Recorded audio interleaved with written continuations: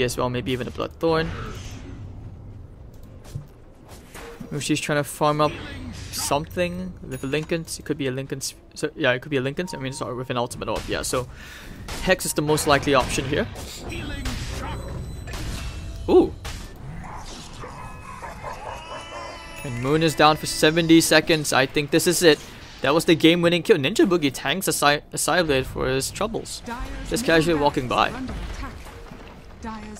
They will go straight for the tier 4s. They have to defend, they have to hold, they have their spells. But the Serpent Wards have been thrown. All cards on the table. Lucifer will walk in. He's going to try and hold. But the Primal Split still doing some damage to the tier 4 towers. Fnatic are going to try to end this game right here, right now. Nice pit catching 2. Cyclone up into the air. And they will take the first tier 4 tower. Fnatic one step closer to doing this. Lucifer still standing in the front. He has the Guardian Angel. He's going to try and burn these heroes down. Avalanche on 2. Abed popping the BKB. Time himself from Envy. Ninja Boogie. The side base. The Guardian Angel. He will still go onto Abed from that Psionic Trap. He will buy back. They have to try and fight this. Lucifer still walking in the front lines. With the Shiva's God, he has found DJ. Nowhere for DJ to go. The clicks. Not enough mana, but the Impale, they will find some. So a bit of hope, but Lucifer will actually end up going down here. He doesn't have buyback. And now the buyback from DJ.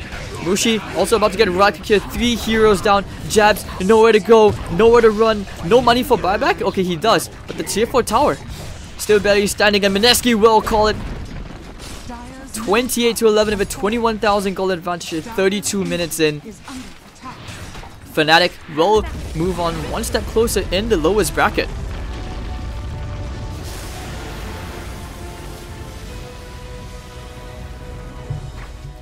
Very hard game from the Mineski draft. I would assume that from the logic of picking up the silencer support, so silencer carry with Jabs and Ninja Boogie on the support heroes is specifically just for getting these kills. You needed those kills. So nonetheless, well played from both teams. You know, Mineski, they're always out of qualifiers. But anyways, Fnatic, congratulations to them. They will proceed on to the next round of the winners bracket. Well, they will play the loser of Execration versus Geek Fan. And that will be our next best of 3 series coming up here on the Beyond the Summit 2 channel. If you guys enjoyed the casting, if any feedback, of course, if you guys like pizza, do give it a follow, yeah? On social media, Twitter or Facebook at Hades or the TV. Link will be in chat pretty soon. So thank you all for tuning in. We'll be back for our next series shortly. See you guys soon.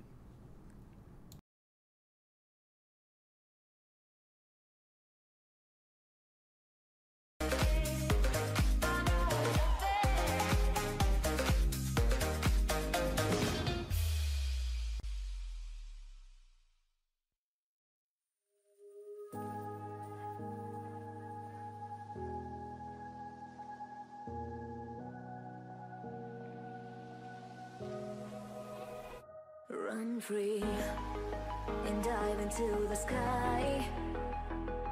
Hear the wind crying out its prayer. Why are we so ashamed to be alive? Break the chains and our freedom's ours to take.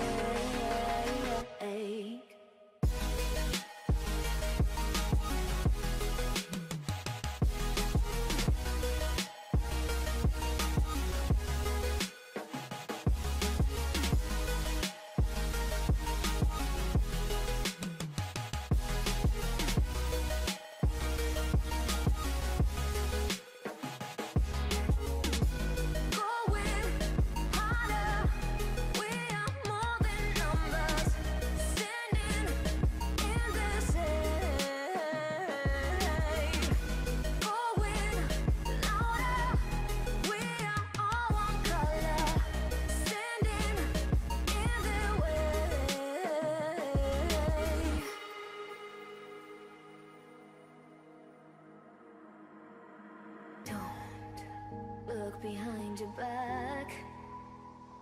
Chase a light when the world is getting darker. I have a dream where love's the only side.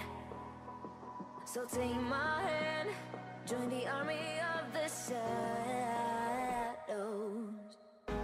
Going harder, we are more than numbers. Standing in the shade.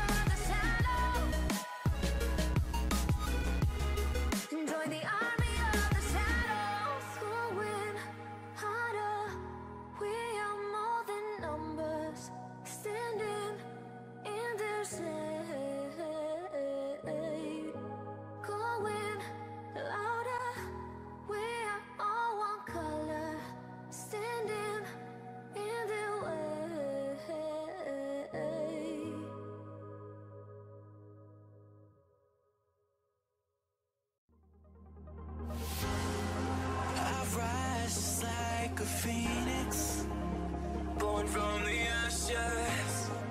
I take care of my own. Torn down, we're assassins. You can't suffocate my spirit, 'cause I'm the king of my own throne, my own throne. King of my own throne, my own throne. You'll never see me fall, fall. You'll never see me fall. Watch me reign, and I'll slay them all. Slay them all, slay them all, slay them all. You'll never see me reign, and I'll slay them all. Slay them all, slay them all, slay them all. You'll never steal a throne. King of my own throne, my own throne. King of my own throne.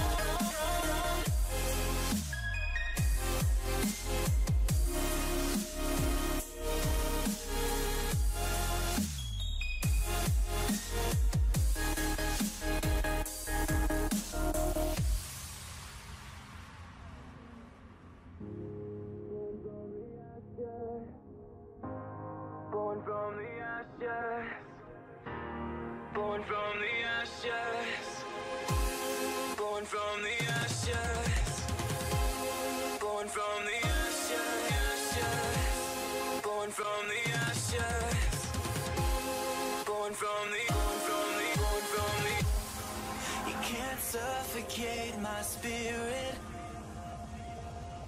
'cause I'm the king of my own throne, throne, oh, oh, oh. King of my own throne, my own throne. You'll never see me fall, fall. You'll never see me fall. Watch me reign, and I'll slay them all. Slay them all, slay them all, slay them all. You'll never steal a reign, and I'll slay them all. Slay them all, slay them all, slay them all. You'll never steal a throne. King of my own throne, my own throne. King of my own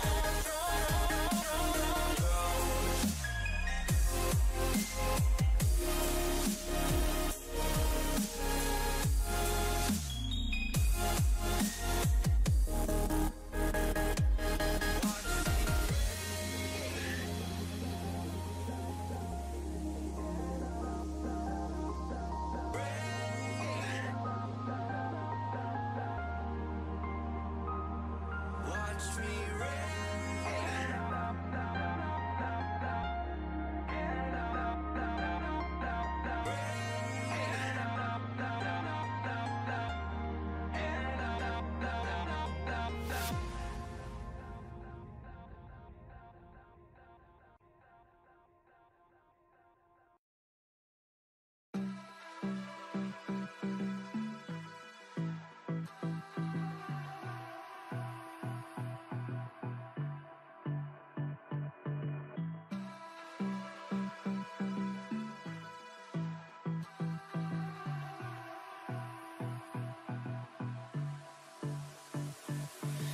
I don't know what you want. Let's have a bit of fun till I downfall. My love, if you feel like I do right now, don't say you're on the run to the other side. My love,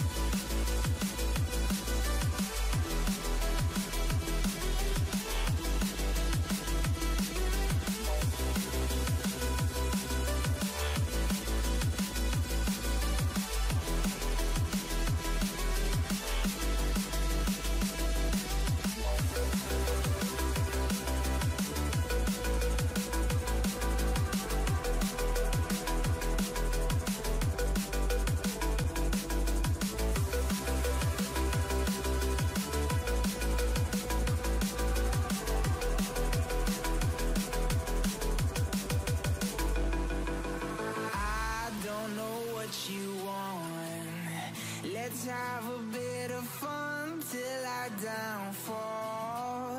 My love, if you feel like I do right now, don't say you're on the run to the other side. My love, you say you wanna try, but you never do.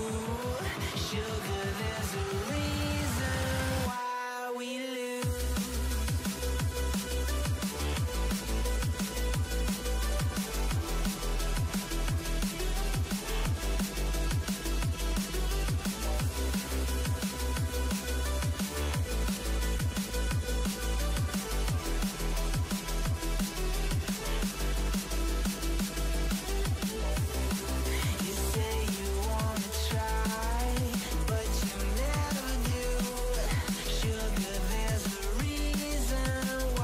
Up.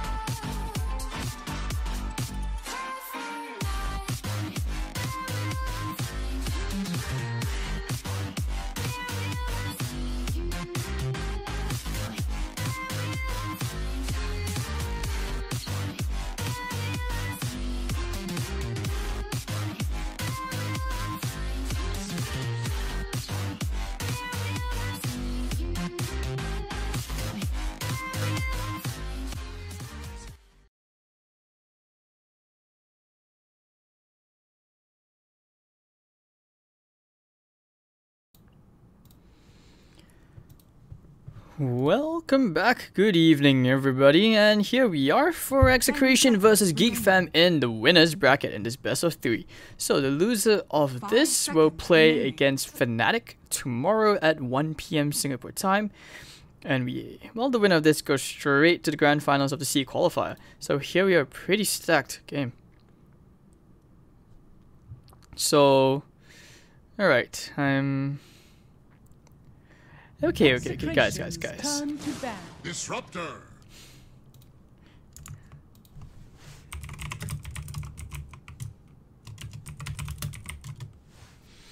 Alright, man, so I'm getting info from like a very hidden source that apparently that Lucifer was Ohio. I'm not sure, man. I mean, there's no evidence for it, but from the hidden source it seems like it could have been Ohio. I mean, I can't guarantee anything, guys. I mean, technically the profile says it's Kenshi, but I mean that's all I can say.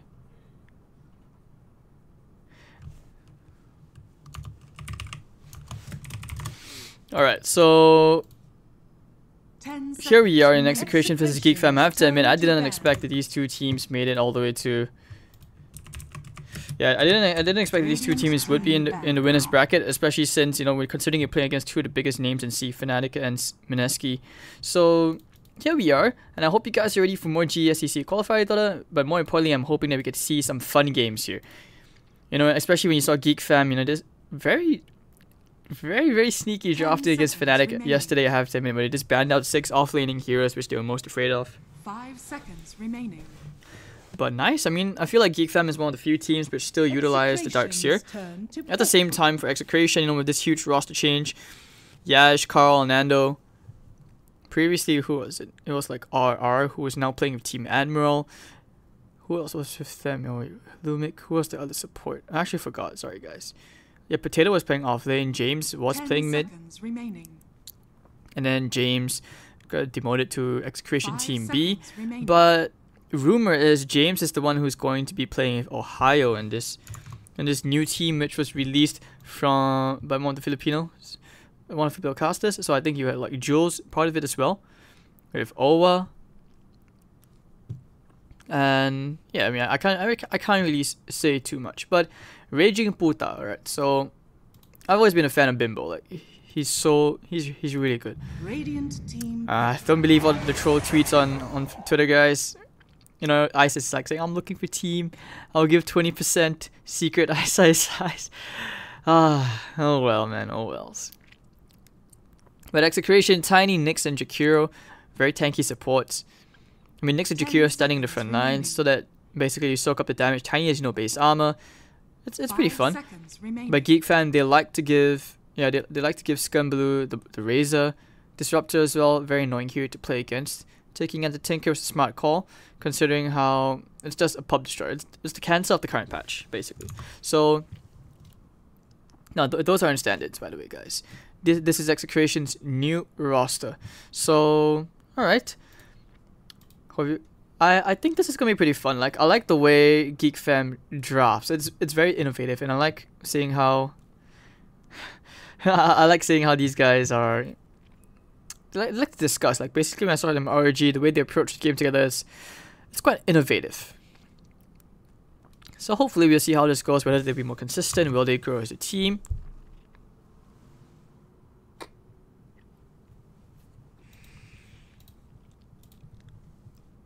Alright, but let's see, how does Execration go here?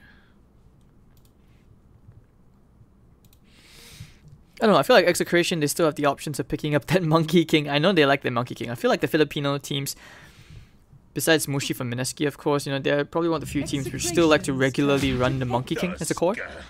Geek Fam will go into the Tusker as they're roaming forward. Razor's just a stable pick in general. Like, the way they draft from Geek Fam, I noticed, it's like they're not afraid to run their aggro tri-lanes. They will like leave the Razor, you leave your off-laning hero to play the Razor and solo lane, one-on-one matchup. I mean, in general, Razor's just a good opening because he's meant to win the lane. Radiant team pick. Puck. Alright. So, Puck coming up from Execration. Oh, there. You gone done it now, sons. I mean, like, puck is the... When you give a Filipino player a puck, you're gonna destroy it, man. It's confirmed, which is... It's pretty much why you always see Filipino teams, they will... I feel like it's not a wasted ban, but it is always a must ban, regardless of who you're playing against, because they understand what this hero can do in the right hands. So DK immediately from Geek Fam, gifted to Tron. I was quite impressed with him on that gyrocopter yesterday. He was very far behind, but somehow managed to come back. So Puta means thank you? Okay. I'll bear that in mind. So I don't know. I have a feeling I'm getting debated here into saying some bad words, but nah. But okay, you know, Raging Puta, like playing under 4. It's quite fun to see him back in the 4. Like, I feel like he's played almost every role. Like I think with the old Mineski with Miracle on and Ninja Boogie, he played mid. And then with Execration, he played off lane. I've seen him play as a support. I've never really seen him on a 5, however. I think he used to play carry as well.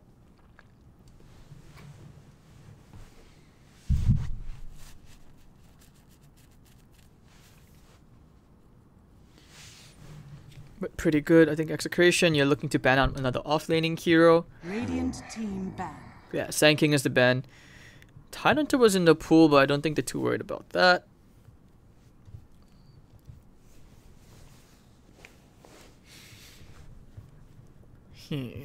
What's happening here?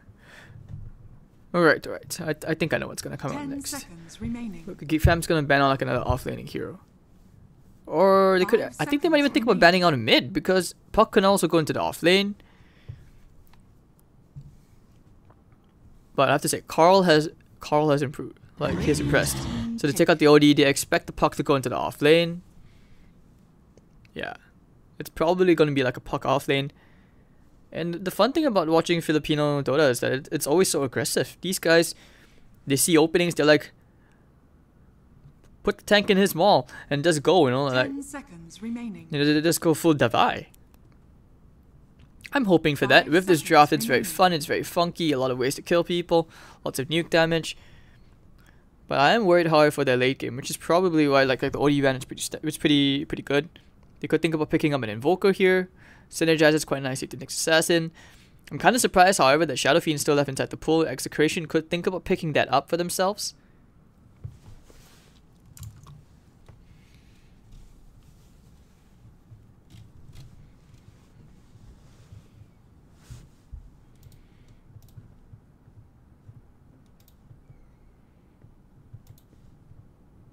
Execration's turn to pick. So Undying. Ooh, this is... Ooh, alright, it's all in on a very aggressive lane. Undying will shred the Tiny, actually, in fact. With the Nyx Assassin just softening them up. I like this pick. It's a counter to... Because when you have 2 tanky supports and you who soak up damage so that the Tiny is able to deal deeps safely. 5 seconds remaining. It's a good pick. Undying is a very underrated hero, I feel.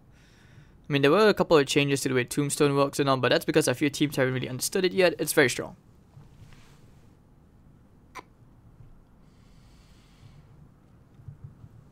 I think this hero synergizes well with Underlord as well. But, okay, let's see what Execration decide to go for. Are we going to see the Invoker? Are we going to see a Shadow Fiend? This works too. Timbersaw mid. Should be a Timbersaw mid. Yeah, it's a Timbersaw mid. Yash going into the Puck off lane. He's going to do okay against Razor mid. And this way, Trion can't really do too much. He can't kill the Timbersaw, especially once you get more points into the reactive armor.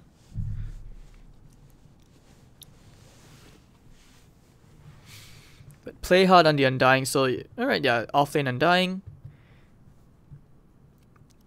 I mean, there was always the possibility that the Tuskar could have gone into the offlane, right?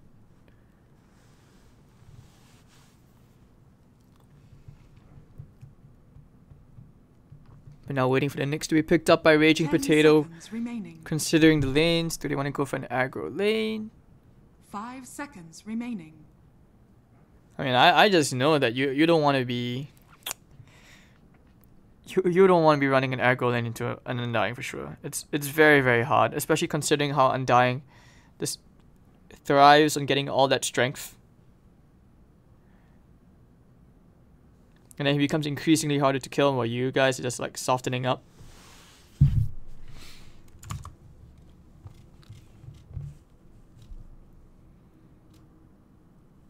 Cargo means handsome. Alright guys, you do realize I'm from C, right? That's... My god, guys. Man, I can feel like chat is just doing their best in trying to bait me. That's what's happening right now. But here we are, ladies and gentlemen, our second best of 3 here, which is the winners bracket. Hello. Hold on, black screen. Okay, there we go. I fixed it. Yeah, so there we go, ladies and gentlemen. We have our, we have here our winners bracket, best of 3, game 1 between Geek Fam and Execration. I don't know, what do you think? Do you think the Geeks have what it takes to wipe out Execration, or do you think Execration's gonna take game 1? Poggers. So Ollie playing on the Disruptor, you have Scumbaloo playing on the Razor, Trion on the DK, March playing on the Tuskar with Play Hard on the Undying. Dire side, Execration, you have Nando playing on the Carry Tiny, he's impressed on that hero. Lumik on the Jakiro, Carl on the Timbersaw, Raging Bota playing on the Nyx Assassin with Yash playing on the Puck. Bluff of a bluff poker face? What face?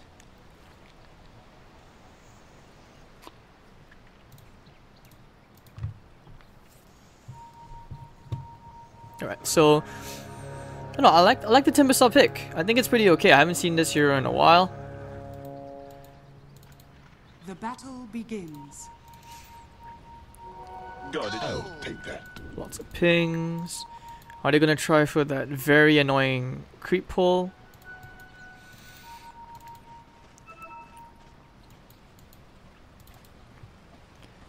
Let's see. Scumblue. I feel like I've only ever seen him play Razor. But Yash taking a few Thunder Strikes as he was thinking about cutting the creep wave.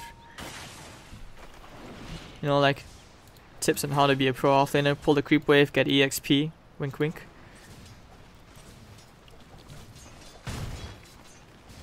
When Nando's starting at level 3 grab, it's gonna be hard. They actually decided to... Yeah, they're gonna try and pressure him hard, but it's very tough, like no base armor, right? You take away his strength, his base, right click starts to shrivel just a tiny bit. But Carl and Nyx playing against Trion early on, he has the QB as well, soaring on the way, 4-0 in the CS, yeah, DK will not be able to kill. This will be a very static lane, which is why they pretty much identified that, okay, let's just go top, let's just try and salvage this lane here. Shots, nice block. Nando stuck, but they're gonna hold that ground. They're gonna turn around to March here. They get the impale up. Ooh, Nando's gonna end up dying here to play hard. 1-for-1 trade. First blood does go to Nando, so that's still pretty much worth it. And they're gonna turn around. Nice Carapace coming out from Raging Pota. And play hard, play hard, play hard. Oh, nice soul rip. Raging Potato. Yeah, he's kind of messed up here, but he has to get out. Well, the bounty runes are gonna spawn. Scumblue still having a very favorable matchup. 8-4 to the pucks, 1-0, and Nando actually getting themselves to play hard kill. Die hard.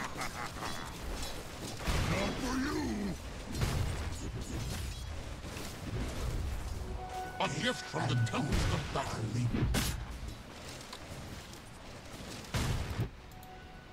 And Raging Potato picking up his Windlace. It is Observer Ward.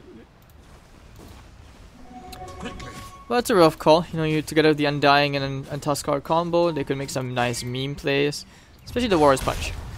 But Carl, he's not too concerned about standing right under the tier 1 tower. Trion will get his own soaring too, so it's better to trade the tanky heroes, right? Machine or Dragon.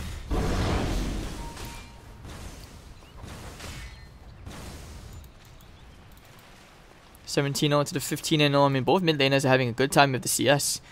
Carl with the reactive armor stacks as well, and he's just like, Alright, hits me, bruh. The top lane, the fight happens again. Nice, double stun. The snowball, where are they going? They're going to Raging Potato, the shots, trying for the block, but stealing all that strength. They soften up the bug, they squish him hard. Chasing after Nando, they have the spells up in a bit, but Nando doesn't want to get too close to that. Has the 5 1 charges. But you know, 1 charges will not save you from overwhelming amounts of strength on this Undying. And meanwhile, Puck 4-0, struggling to find anything out of this lane. Level 3, however, still not so bad. But they will try again for the snowball play onto Nando with the shards, and March just right-clicks him down, no fear at all. And this is why I say, you know, in a tri-lane situation, running up against an Undying, that's asking for a disaster.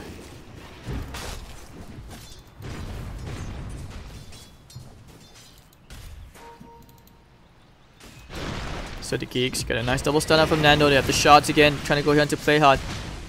Soul Rip, keeping himself alive, nice and healthy. March, they have the tree. Will it be enough? They need one more click. No toss, and he will salve up. So pretty good commitment, but just not enough damage, just shy. And Carl, you know, still having fun in this bottom lane. So in this middle lane. Oh, 4.5. But Cheon starting to slowly edge out, just a tiny bit. He sees a rune as well. Arcane rune pretty big for Cheon. Carl chasing after him. Not the play you want. If you have a Dragon's Tail, that would be over.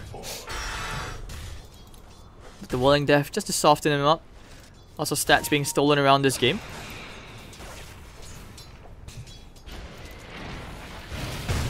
And Nando versus March. Chasing him down. It takes a couple of hits. The avalanche is there as well. Snowball play. Where are they going? Dual breath. Toss him back maybe. Yep, toss him back to Lumic. March. Getting a right click down. One more hit. Oh, the wand. Nando will not be able to get himself a kill today. Not today, sir. Transfers the aggro, and March will be able to make it back to the shrine, which just came off. Dire's middle tower is under attack. Two missiles back into the lane. Playing on Cheon again, you know. Level 3 reactive armor. Radiant's top tower is under attack. Carl trying for a play into Nando. He wants to shut him off, but Playhard's coming in from the side. Needs a soul rip. Needs a soul rip. Has a soul rip. Oh yo. That was close.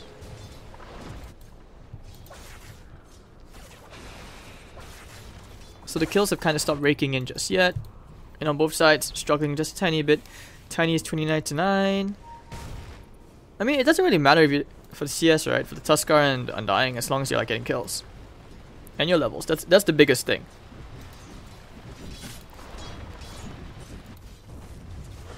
I feel like this is going to be a very huge power spike once you get level 6 on Carl. Alright, you know, 15 reactive stacks. And you have a wand as well. He's like, alright, level 6, now he can start to cut the dragon's wings, clip him up just a tiny bit. He's like, you sure, bro? You sure you want some of this?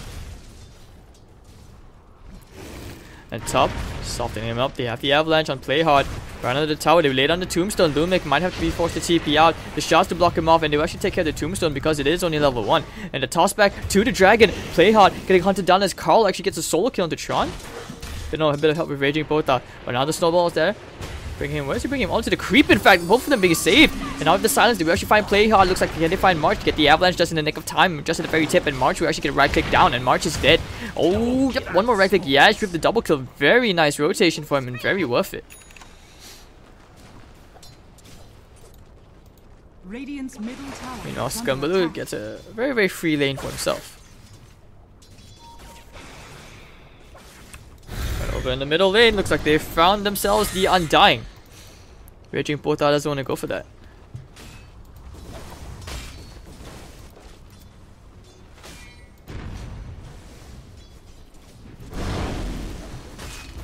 Carl building his way into a Hood of Defiance, more HP region, of course.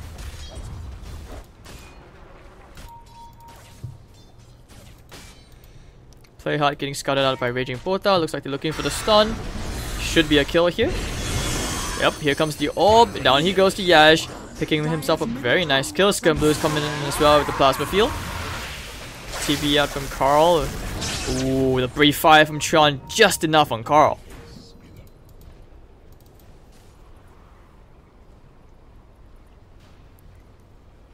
Dire's middle tower Oop, is under attack. March. The pause. Oh god. Is this the BM pause? He's like, guys, wait, TP? TP maybe team? Okay, never mind. Just kidding, guys. Relax. Dire's structures are fortified. Yeah, I like this build. The 2-3 build. Is a great conductor. I always feel like if you want more kill potential on the Jakiro, you should just max out your dual breath.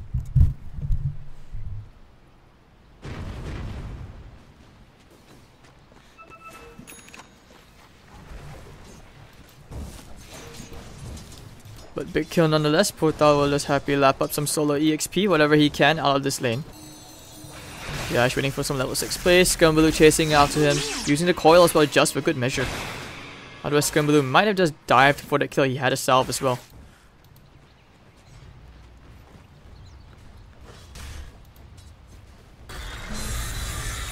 Ooh, perfect CS right there.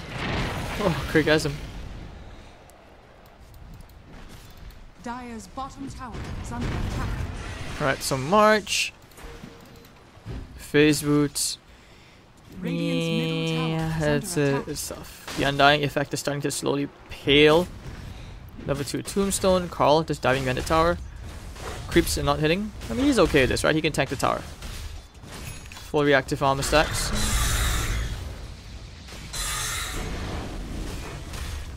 I mean, he's happy at this level 3 Willing Death. He's bringing Chion quite low. Might force the TP reaction out as the Dragon Tail will land onto Carl. Very aggressive stuff from Carl. He's just trying to force some TPs away so that the other lanes can try to pull out some action. Macro Pie will be thrown out. I mean, they did bring March just a bit low. Play hard's there as well. But Carl diving the tier 2 for this, even bringing Dragon Knight very low. TP coming in from Scumbaloo. That's just in the nick of time. There looks like they will find Nando's shots are going to be there as well soon, maybe. No, it's on cooldown, looking for the Warrior's Punch, but nice Dream Coil onto 3 heroes. Tombstone will be there on the floor. Lumik's trying to right click it down. Yash will try to orb out from this, but no. Scumbaloo's plasma field will be there. Not enough range, and Lumik will probably get hunted down as well. They lay out the area of the storm, and the dragon will be slain. He prefers to die there. If he ran any further in, Nando would have been in trouble. And Carl just cutting the tower. He's putting as much pressure as he can on this middle lane. And Ollie, he's gonna get level 6, happy with his freedom in the bottom lane. It's a good trade, it's a very good trade. Waiting for the Vendetta and Raging Potato, he has the Tome of Knowledge. Radiant's middle tower has fallen. Could be thinking about going here onto Scumbaloo.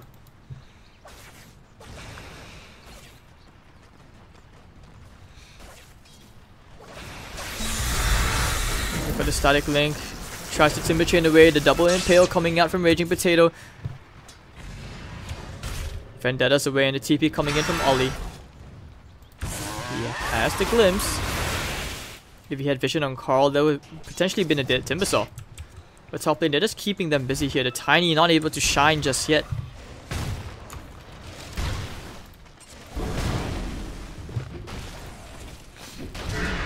Alright.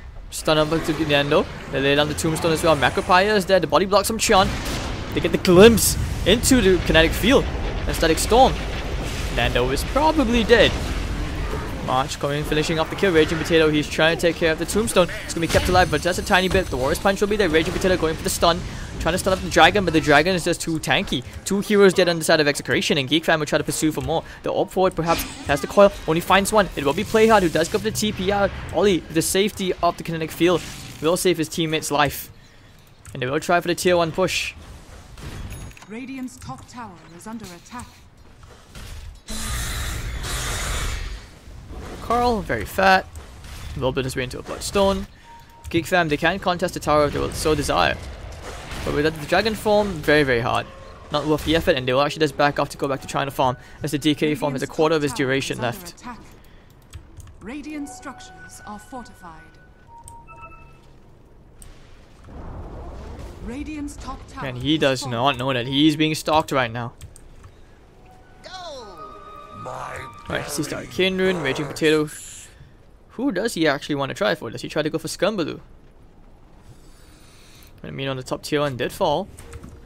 Carl has a point boosted now, just some extra EHP. Radiant's bottom tower is under attack.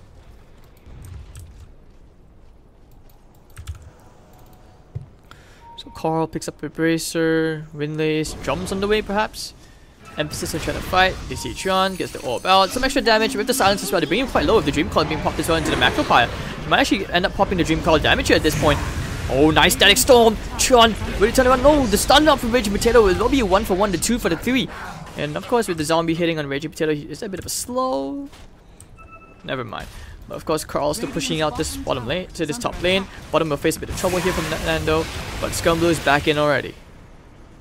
No Blink Dagger yet, he can't really make a move. He's actually opting to go for the Shadow Bait this game. It is a pretty decent Shadow Bait game if you think about it. Silver's Edge against DK, it's a very good item. Oh, the Timber Chain play onto March, bringing him very low. He's happy to go under the tower for this. Warrior's Punch trying to buy himself a bit of time, but now the TP's coming in, Sean is coming in as well. But no, very quick play from Carl. He's just creating space, forcing the TP unnecessarily to the top, which opens up the bottom lane. And Yash will pressure this tier 3 tower. Nando clearing out the creep wave pretty much means that this tower should be secure. In the middle lane, they were trying to catch Raging Potato at least, but no vision for the glimpse. Ollie's too far behind as well.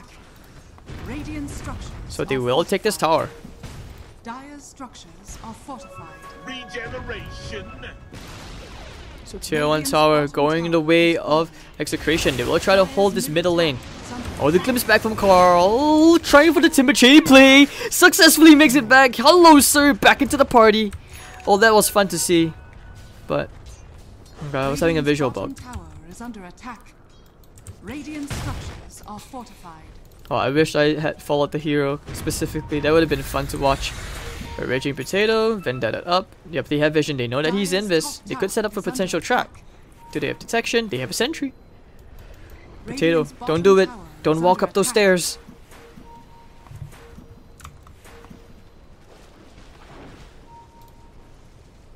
Radiant's middle tower is under attack. Dire's top tower has fallen. So waiting for him. I think he could be waiting for a potential courier snipe. Middle lane, you know, this is just Carl doing Carl things. He almost has the completed Bloodstone. Very farmed player.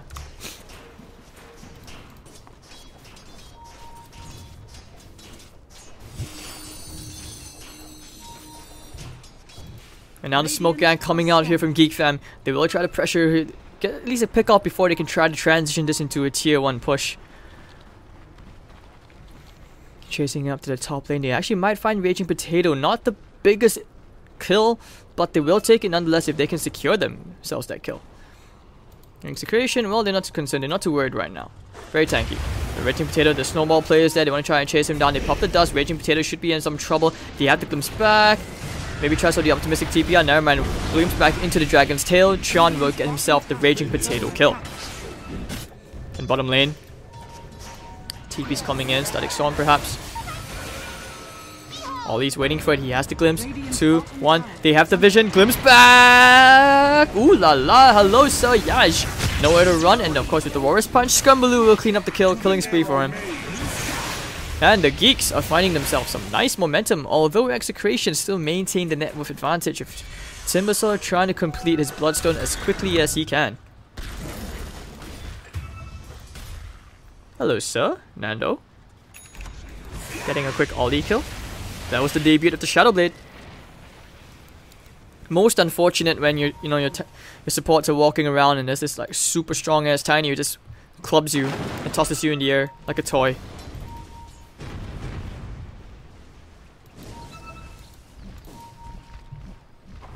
So Sean, he's gonna build his way into a Shadow Blade. And Carl, yeah, he can buy that completed Bloodstone right now. This guy is fat. Fat. Makes you wonder, does he actually go for a Kaya this game?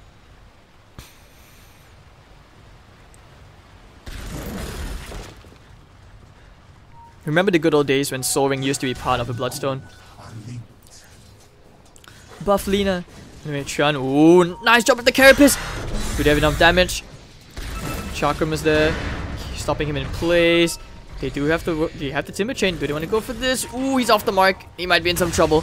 They have the Thunder Strike onto Carl, but he figures that, do I go for this all or nothing? Play Hard is here as well. Do they have a Static Storm? Yes, they do. They might actually end up finding Carl. He's tanky. He pops the Spell Shield. He's actually still alive because of the one charges, but he will end up getting brought down. 4 heroes to bring down that Colossus.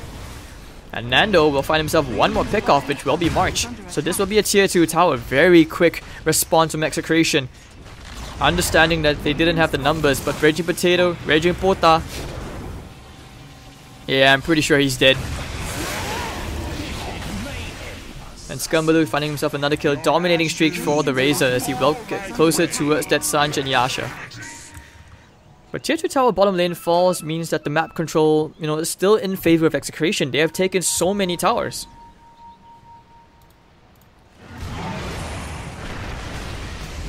So Macropire coming out.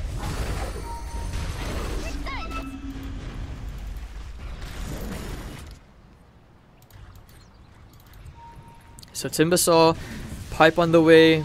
Yeah, that's probably a good item. Although I wouldn't say no to a Yule Scepter as well. But the Pipe, no, this is going to help out the team entirely. Shadow Bit pickup from the Dragon Knight as he will go into a BKB next. Silver's Edge build up as well, which will help with the Timbersaw's reactive armor. And then they're still trying to cleave through this massive stack. I mean, you don't usually see Tiny as the hero which, clears Ancients. In fact, none of the Execration heroes are usually seen for clearing Ancients. Stacking for the DK! That's the dream. So there we go, just waiting for that EXP. Solar Crest as well. Ooh la la.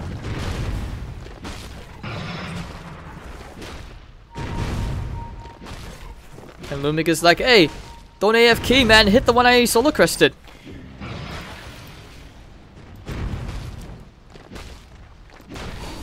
Alright, so tons of gold. Sanj and Yasha almost complete for Nando. They will smoke up.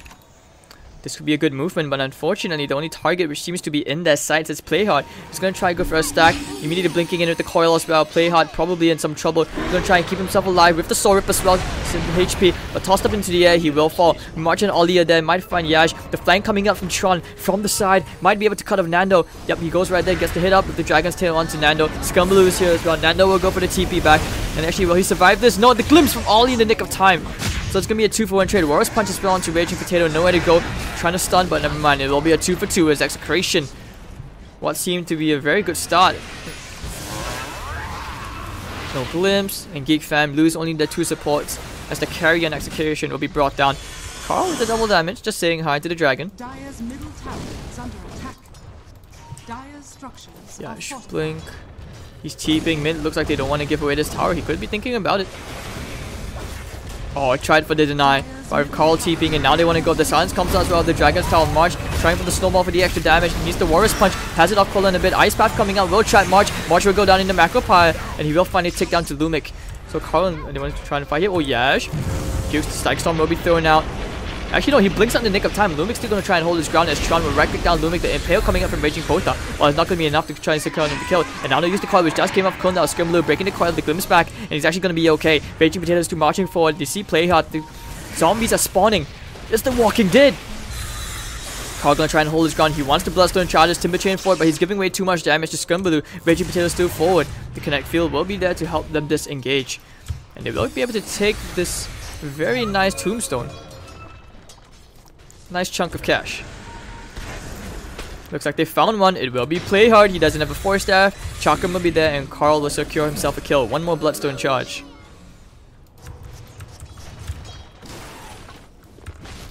And Nando just clearing up the Ancient Camp. You know, he's very happy about this. Picks up his Ogre Club as well. And Carl actually opting to go for the utility build. Being a team player, he will go for a Crimson Guard.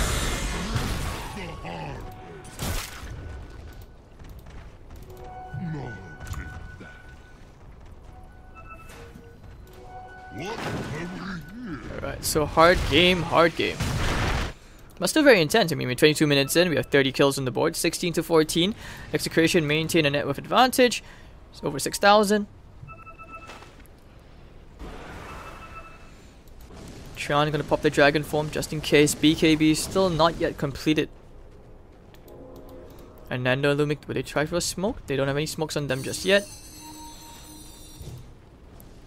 If you think about it, the Spirit Vessel is an extremely good item against the DK. Or they have the sentry there, Raging Potato. You're walking in the wrong neighborhood, bro. Are you okay, bro? Oh, you actually will get the Ancient, so not too bad. Just a bit of gold. Yeah, you don't want to be walking around. You're walking in the wrong neighborhood, bro. You lost, man.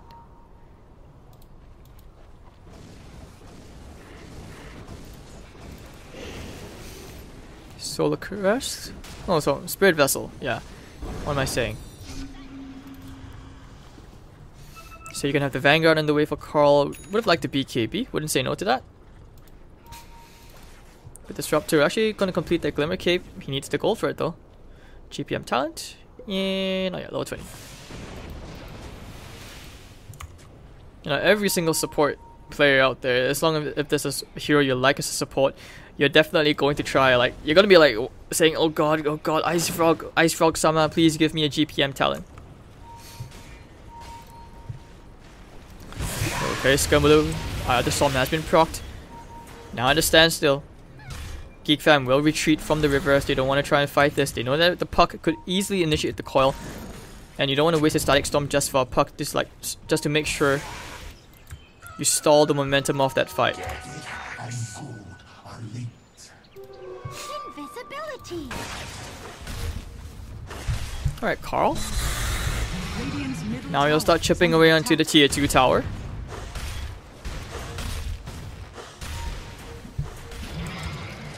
They have a sentry there just in case Raging Pota is thinking about coming in from the side. The puck is invis as well. And they will take the tier 2 tower as execration. Secure themselves more objective gold. And they immediately get out. Meanwhile, Tron eyes on the prize. He wants to complete that BKB.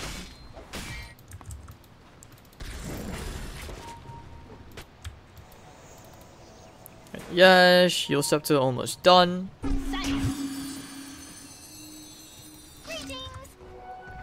Raging Pota is like 1/3 on the way to a Blink Dagger. And Geek Fam are now forced to play from a very passive position. I'll take that. I mean, I'm still very impressed with Carl. Crimson God almost done. Man, this is one guy who is super ass tanky. He actually went for the plus 100 damage talent. What? Let's think about this for a moment. The plus 100 damage talent. Really? I'm trying to think in, you know, like, why would you go for the plus 100 damage? Like, I mean, I guess it's one way where he can siege a bit better compared to going to the reactive armor stacks. Because now that he has the Crimson God and the Pipe of Insight, there's no point in him going for more tankiness. A bit of damage wouldn't hurt. But meanwhile, as I've been monologuing, Geek Fam, the Geeks are going for a smoke. Oh, perfect scan. 5-man smoke rotation coming in. And they're gonna try to open the fight, but looks like they'll find Nando. The shards actually blocked them off! Oh my god. And they want to fight Yash. Oh, 4-man coil. It's pretty big, but the BKB is there. Carl standing in the front line. They need to pop the Static Storm. They're tossing it out right now. It catches 2 heroes. Carl, you're tanky, but not that tanky. He's gonna try to do whatever damage he can. He brings out 1. They're gonna find 2. Carl, still very, very tanky. And can the dragon kill him off? He has to one toss the Timber Chain, but away. He's actually gonna be okay. The glimpse. And Carl denies himself. 2 for 2 trade. A Scumbaloo is on the hunt. They're trying to go after Yash right here. Will he be able to blink out from this? Yes, he will. Orbs away as well. He's gonna be alright. Raging Potato. Using what damage they can with the Spirit Vessel. They want to try and go here into Scumbaloo. I think they feel it. Oh, here comes Nando, surprise! And Tron also about to follow to get the glimpse, but didn't send him back. And Tron is on the run, using whatever damage they can with the Spirit Vessel. They're trying to go for the tree toss. Tron, where you take down, no, plus 40 HP. Dragon's blood saving him, and he's actually gonna be okay. And he's gonna make it to the shrine. Tron going for the TP out.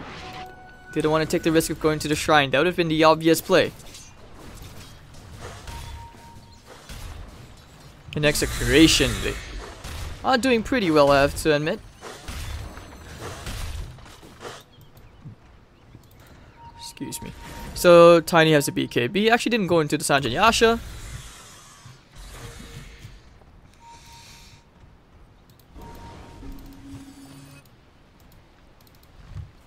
And Raging Potato has a gem, just checking out in case there were any wards. Considering like they know where they came from, man. That one ice shard, man, that was so awkward. Imagine you guys were like, oh, the perfect play. We had the high ground as well, and then like March is like, hold my beer. I'll take away that disadvantage. I'll take away that advantage. Going for the EXP gain.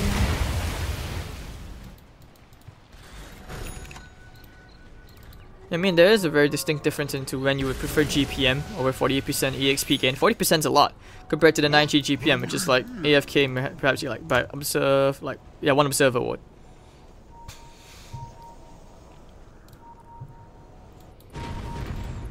Anyways, the support just clearing out this camp. Man, if Lumi gets a 4-staff, that could actually be a game-changing item in a sense. Like, I like 4-staffs on supports because those are always game-changing items. Just being able to save your core, getting to superior positioning is everything. But Geek Fam, they're like, second time's the charm, boys. Oh, Raging Potato, he just blinked in. He's about to lose the gem. He needs his teammate to save him. Ice Path will be there. Raging Potato, can he get out from this?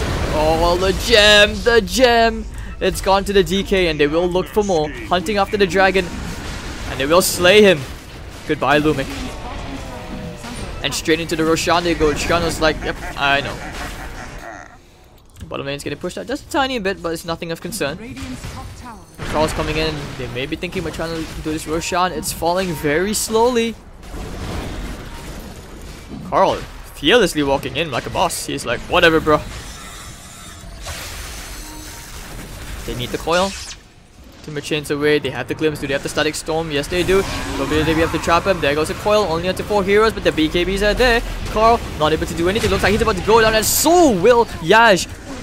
2 heroes there. Nando, they need to run after this, but they have the gem. Tron still chasing after him. They have the true side. Nando probably about to fall here. He needs to pop his BKB and run. Well, he survived this though. The TPs are coming in soon from Lumic and the next assassin. He's gonna make it to the shrine. 3 seconds. Tron.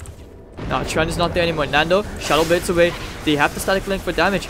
They know where he is. Chasing after Nando on the shark to try and block him off, but he's actually going to be able to run away from this one. Still hunting him down. Skirmbaloo. He believes. Oh, but nice carapace. He's overextended. Skirmbaloo then impales there as well with the Spirit Vessel, the sword to try and save him, and Nando will still die. Reggie Potato and Lumic getting dived under the tier 3 tower. Reggie Potato despite carapace. He will actually get it brought down. And Lumic laying out an Ice Path. Door Breath. Is there enough damage? No, there will not. March manages to end up ticking down. And Lumic getting himself 1 consolation kill is Ollie. Ooh, this is one time when you wish you had the puck there. But everyone gets out safely. And the tier 2 tower will take a bit of siege damage. So 4 for 2 overall. Very long fight which dragged on for the longest of times. Well, welcome to sea, right guys? This is where you see everyone just dives you and dives you. No fear.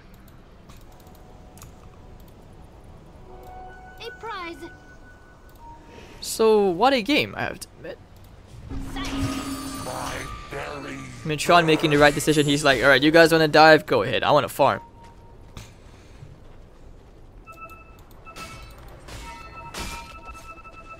I mean, the idea was there. Just the sad part is, Nando still end up getting caught. Shadow Blade expired for the glimpse, and that's how he died earlier on. Carl, he's pretty set on doing Roshan, it looks like. Checking out for some wards. Do they know about the Rosh attempt though? Wait, can they even do this soon enough? This ward should have given them vision. Yeah, they know that the Roshan is happening. Macro Pie being thrown out as well. Very, very big commitment, and they will actually get the Aegis. Ollie looking for a glimpse target. They've caught one. It will be Ollie. What are you doing there, bro? And they will have the dust. Carl getting himself 1 bloodstone charge. Skirmbaloo with the static link stealing all of Carl's pitiful damage. And they will go straight for the tombstone first. Snowball away. Hello, Potato? Splat. Yeah, I guess it's space created. Dire's bottom tower is under attack. But Geek Fam, I still feel like they have this game, you know, because of the Silver's Edge, the Assault Kuros coming up. Timbersaul's not as tanky as he would like. I mean, he's going for a Shiva's God. I'm not sure how much use that's going to be. I actually still feel like the BKB would be a really good item here, especially at helping him against the Static Storm. It will not be able to hold him. And Trion the Silver's Edge is such a big item right now. Especially against Timbersaw, you soften him up without the reactive armor stacks, he's very squishy.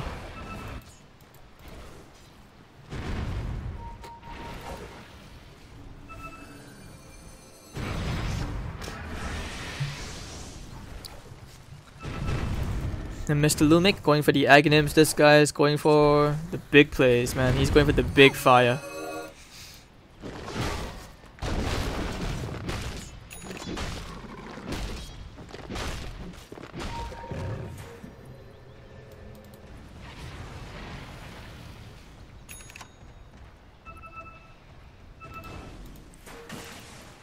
Okay, so Scramblue taking care of the wards. Let's look at the randomization for now, shall we? Deso on March. BKB on the way. Scramblue raise are 9, 2, and 10. Very subtle in his impact, I must admit. 16,000 as well. And the net worth, you know, Carl's catching up because he's just Timbersaw things, but ooh la la, we're going to see that smoke. Waiting for Raging Pota to get some nice Ravages as well with their Blink Dagger. But those BKBs, man. Those BKBs. And because he has an Aghanims as well on Yaj. I didn't even notice that. They're pinging it out. Might be in for a very big team fight soon. Yep, they found them. They need to coil onto 2 heroes in the back line. Where's the coil? They're fighting under the shrine. Not the smartest idea. That's a macro pie being thrown out. Tron's gonna hold his ground. But Carl's stuck inside the Static Storm once more. He's just getting gangbanged by 5 heroes. And he's gonna be brought down. And not the fight you were looking for under the shrine. And Raging Pota, he's gonna try and run this one off. The TP is there. Spirit Vessel just expired. And Raging Pota is gonna be able to get out just fine. But losing one hero, which was Carl, he's died so many times for Bloodstone charge, is very sad. And Nando doesn't exactly have the damage which, you know, to kill anyone. He needs to be the one jumping to the back line, but he doesn't dare to do so. Going for the DK. And the puck isn't able to demolish these supports as well. The Static Storm was all you need, and as long as the Static Storm is on the Timbersaw, you know, the game's just over from there. So Geek Fam, they're still holding this game just nicely. Invigoration.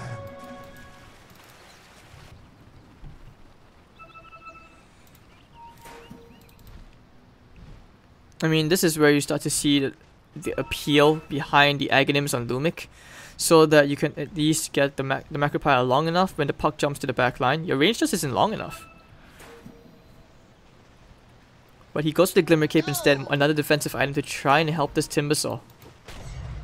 It's just an overwhelming amount of damage. I just feel like every time Carl goes into a fight, his team is like debating him.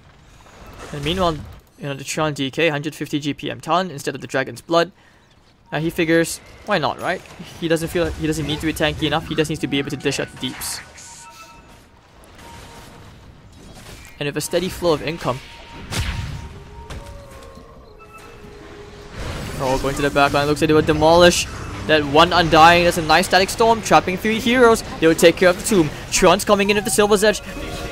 But Skirmaloo, he's taking care of all that damage. Nando will be brought down here. That's a nice impale. It's a Ravage basically, but where's the follow-up? It's not there. The Aegis will be popped. And where's the follow-up? Carl needs to come back in. But Carl's pushing out the top. Nando's going to hold the BKB with the Avalanche. He's going to try and hold. But the top lane is still being pushed out from the creeps and all. Top tower is under attack. They need to hold them. They need to hold them. The fortification's been forced out. They're still fighting. They found Nando. Snowball trying to save him from all. Nice impale. And okay, to toss back. March. Okay, cool. But now we see the top. Tron's gonna try and hold his ground. Looks like they might even lose the tier 3 tower here for nothing. Plus 100 damage talent, guys. Plus 100 damage talent. And over the bottom lane, they're still fighting. They get the gem on the floor. They get the Carapace proc. They're gonna keep Scambaloo in place with the impale. What the hell is this game? As Carl doesn't actually care. He's like, alright, bruh. I'll let you hit me. It's alright. It's alright. And that's a big win. They get the gem back on the side of Execration. They get the tier 3 tower. The map's open. Carl's still holding his ground, bringing Tron to half HP. Messy, messy, messy, sir. Very messy. Whew. My tummy hurts from that one.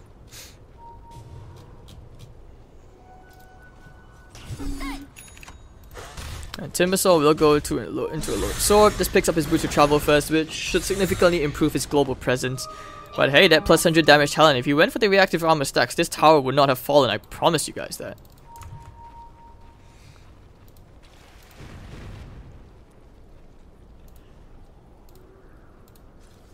What a game.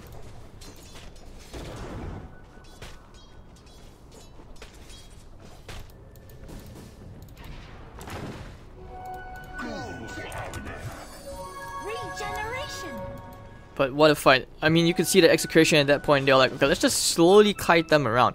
And this means now they can start to poke away at the shrines. That's a big, big thing. Tiny as well can start building to assault Kuros, to counter assault Kuros to the AC, which is already up on the DK. Very necessary. But this GPM talent will start to make work. I mean, lots of gold flying into the economy, so they're pretty happy.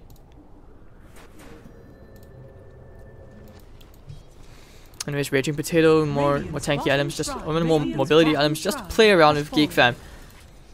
I mean, if you look at Geek Fam's lineup, they don't exactly have, you know, a lineup which screams, I'm gonna nuke you down. It's more like pick off, pick off, pick off. Teamfight wise, they're very tanky. The Razor needs to do a bit more. He has the sieging items already, going to a Skadi next.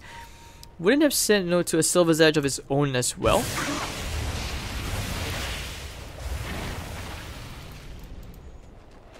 And Rage Potato still holding his ground, just farming up the creeps, you know.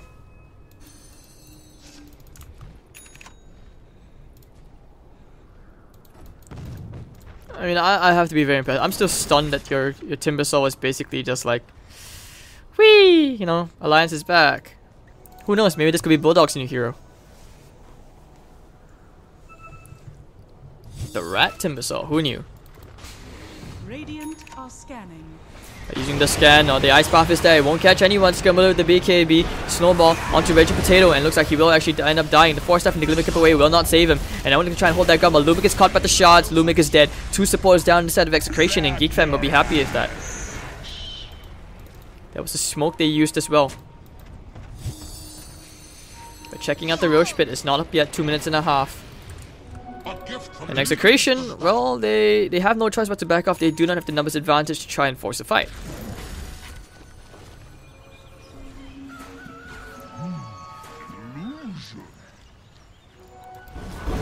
So meanwhile, the Geeks will start to push away, take themselves that tier 2 tower in the middle lane.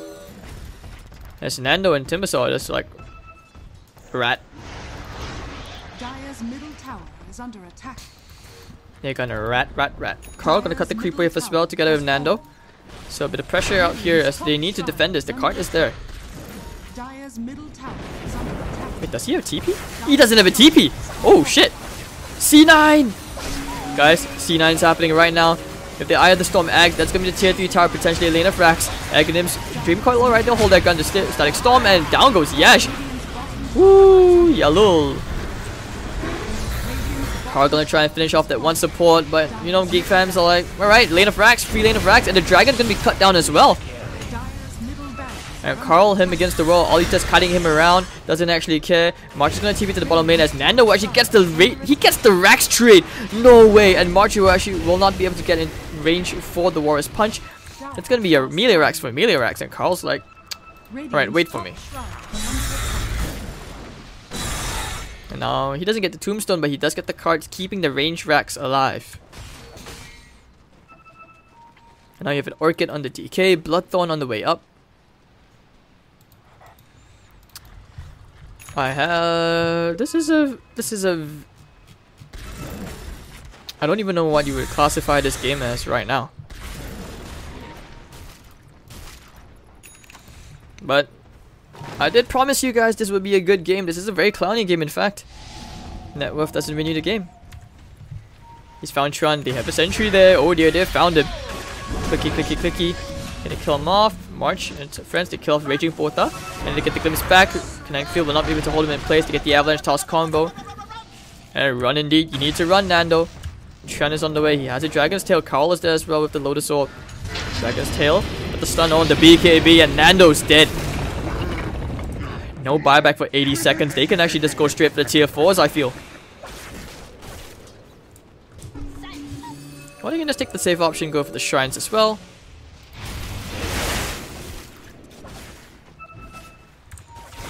Dire's middle barracks Oh, they're going for it. They're going for the end game right here. Eye of the Storm already being used. Chipping away into the tier 4s. They're going to lay down the Tombstone and all their spells to try and hold this. But the tier 4 tower will most definitely fall. No buyback at all on the Tiny and the Nyx Assassin. Carl's going to hold his ground. The Macropires are already gone. Curl the backline. The Puck's trying to finish off the Disruptor. Once again, but the Disruptor, the Glimmer Cape, he's going to be okay. Static Storm trapping up Carl. And if the Snowball out, they're looking for the maximum damage. Looking for the Orchid, but the Lotus Orb was returning back to Trine. It doesn't really matter. And down looks like down goes Timbersaw. This is GG. Holy cow, what a game one. Radiant's bottom barracks are under attack. Dire's Radiant unvictory. I don't even think you can call that a throw. It's just the nature of the drafts. Tiny had a very, very hard task of trying to carry this game. The thing is, the DK and the Razor just... I feel they do better than the Tiny in the late game. Ooh, ladies and gentlemen, what a treat we have here for our second best of 3 series. I know some of you guys were kind of thinking, you know, Mineski and Fnatic was the peak of today, but no, man, Geek Fam and Execration, that's where it's at. Exciting Dota, and we'll be back for Game 2 very, very shortly, and I hope you guys will stay tuned with me here for more GESC coverage on the BT Beyond the Summit 2 channel. So we'll find out who will be our first grand finalist team in the C qualifiers. Obviously these teams, you know, they're hungry for it. And there's only one way to find out who's going to make it there first. See you guys soon in a few minutes. We'll be back for Game 2 shortly. I'm Hades, your 12-year-old caster. You should give a like and follow on social media. See you guys soon.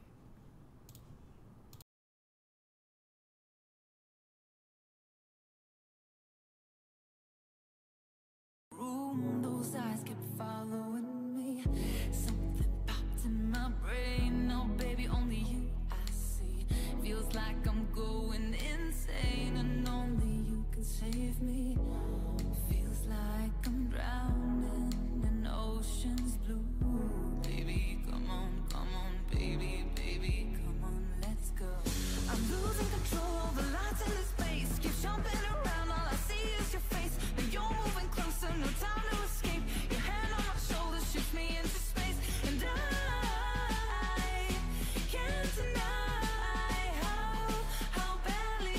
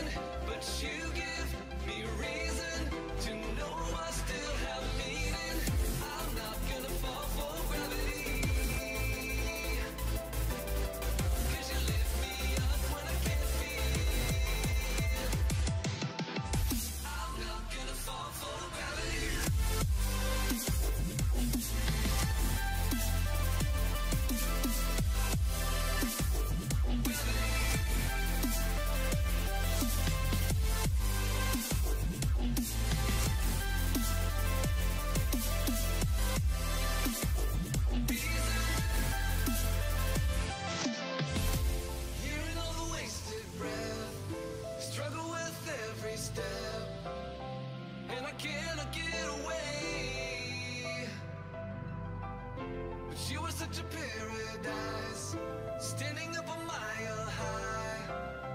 Will you fall to give me strength? I can't see a reason to try to fight for meaning, but you give me reason to know I still have meaning. I can feel you reaching through all the hard resistance. I know that you're with me. You've always got me through this. I'm not gonna fall for gravity, 'cause you lift me up when I can't feel. I'm not gonna fall for gravity, 'cause the world will doubt, try to bring you down, but your love is real.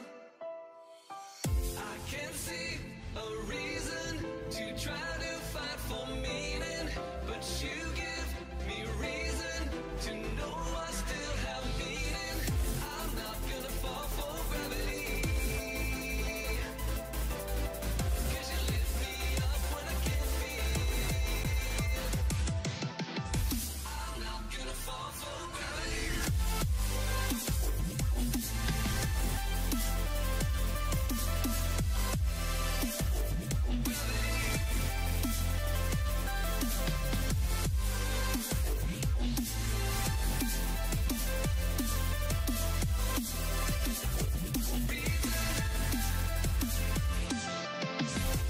Hearing all the wasted breath, struggle with every step, and I cannot get away. But you were such a paradise, standing up a mile high.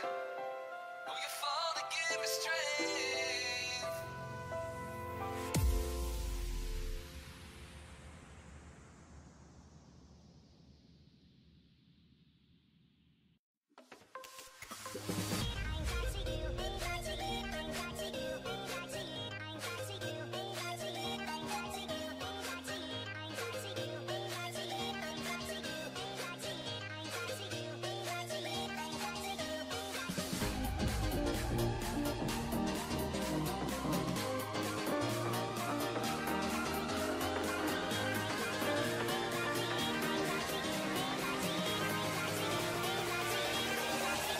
Cracky.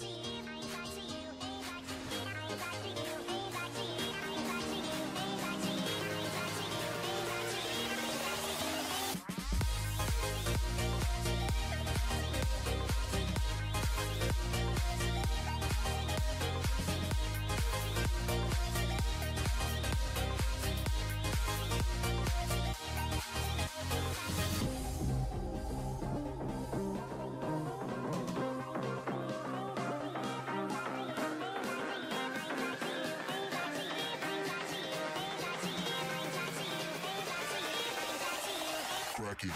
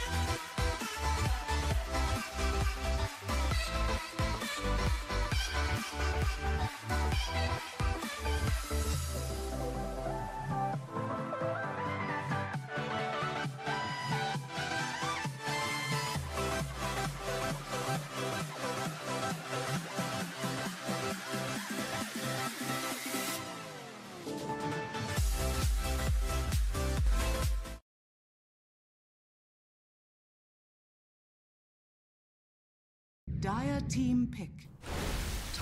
Welcome back for Game 2 of Geek Fam vs Execration in what looked like a comeback, but Geek Fam very confident in their draft, very patient as well, and they will go back into the Tron Medusa, which did beat Fnatic yesterday.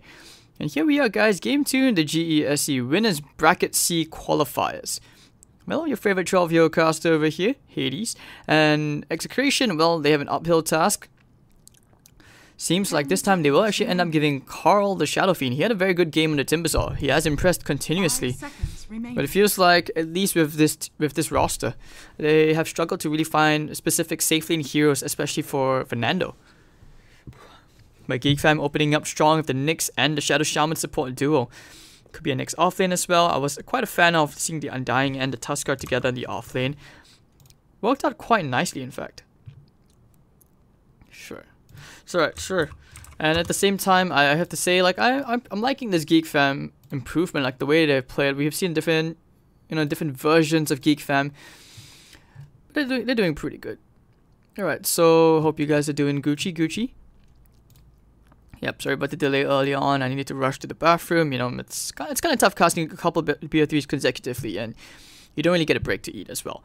But here we are. I'm pretty excited for this game, and I'm hoping to see a Game 3 personally, because I wouldn't mind staying up, not eating, because I feel like between these two teams, they've been very, very adamant on placing lots of emphasis on the mid game.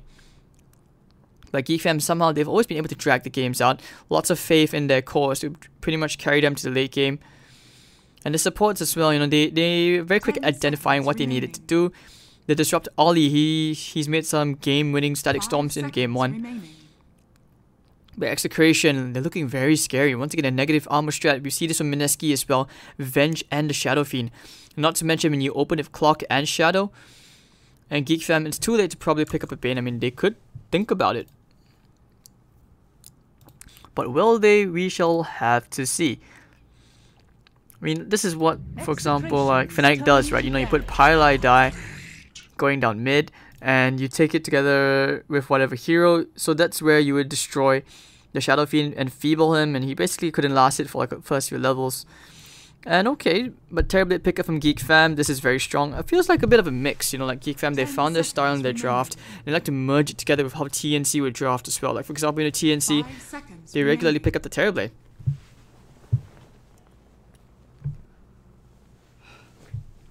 Alright, so they have very strong sieging, and in fact it feels like every time you win a team fight, they're definitely gonna take like towers ASAP. So here we go. And thank you all for tuning in once again to the Beyond the Summit 2 channel.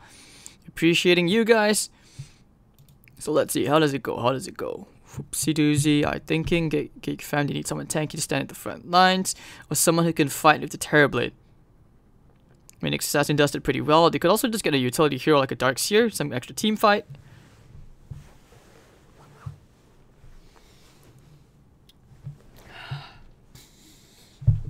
But they did take out the Bane, the Bane is a 5, something together with Shadow Fiend, and also at the same time, when you have Shadow Fiend, Bane, and Clockwork, you don't want to be like just playing around too much around the Shadow Fiend. You will be empowering him to a very, very good thing. Alright, so I mean, Nando's basically only played Venge and Tiny. I haven't really seen him in too many other heroes. And I wasn't a fan of his Vengeful Spit performance yesterday against Fnatic, where he just maxed out Magic Missile, couldn't really jungle, he couldn't farm, he wasn't getting any kills. So, you know, here we are. Hopefully this time it'll be a better performance. Maybe he's analyzed Mushi's style of Venge. I mean, if anything, they are just leaving the option. I feel like the Venge could also be a 5. You just want to see from the draft. But it's mostly, it's definitely a safe lane here for Nando.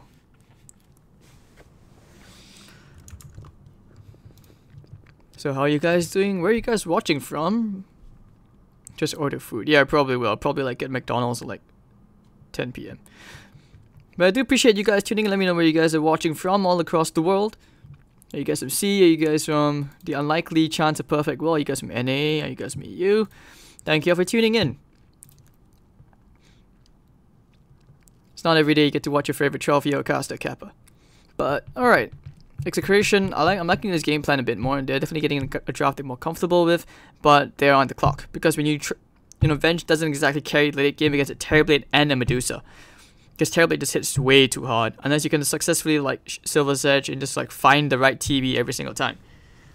And even then it's a long shot because you need to make sure you bring this guy down before he gets his Sunder off. We all know the pains of the late game of playing against a Medusa and a Terrorblade. I mean, having one in the game is hard enough, but having both, yikes, that's just a nightmare. But Geek Fam actually end up going into the ET pick, so ET Shaman, and will be a Nyx Assassin off lane. And that's why I say, you know, when you're playing against Geek Fam, their drafts are very innovative, they're very creative in the way that they like to approach the game. 10 seconds This good. remaining. And yes, chat. 5 seconds Yes, chat. remaining. I know the way. And the way to this game. Some ET. Earth Splitter. Bang. Screw up. Pop, pop. And that's how Execration does fall. And now Execration go back into a Slaughter pick. I'm very confused on how they want to do this. But negative armor strat all in. Raging Potato, Slaughter. And you're going to have a Lumic on a 5. I mean, I guess you get stunned into the cogs. That's one way of doing it. Alright, so, getting ready, guys. Hope you guys are ready for Game 2 between Geek Fam and Execration. So where the Filipino fanboys at and where are the geeks at? All the geeks. I mean, if you think about it, I'm pretty sure Geek Fam like gained themselves a ton of Malaysian followers yesterday, right? Because when they beat Fnatic. They were the first team to beat Fnatic. 10 seconds remaining. Australia, SG bruv, Manila, Norway, Austria, 5 Thailand. seconds Damn, remaining. coming in from everywhere. Yeah, I would like to go to Manila again. Said it several times. I like the Filipino like Dota community. It's very heartwarming. I have a lot of respect for the esports community there. Lebanon. McDonald's, guys, chill. Like I haven't had my McDonald's yet. Like haven't even had a chance to eat. But here we are, anyways. This will be a pretty intense game. Execration, they are definitely on the clock. Carl needs to have not only a good lane, he needs to be able to snowball, he needs to be able to take early towers, together with Nando, and every time that Ravage is up, they need to be winning those team fights. Or the pizza. Nah, at this time, like, all the stores close like by the time it's 11 here, so by the time this game is over, there's no way I'm getting any food out. But Zimbabwe. Alright, so thank you all once again for tuning in, and let's have a good game here. Game 2 between Geek Fam versus Execration. So Bimbo. Anyways, this he has a lot to do as well, but I think he was still pretty okay. Yeah, he messed up in the first few souls. You usually want to have 15 souls maxed out, but I don't think he meant to get those denied. You can see he's getting these for fun. That's still pretty okay, you know. He's gonna go to the lane of at least 12 souls. It's expected.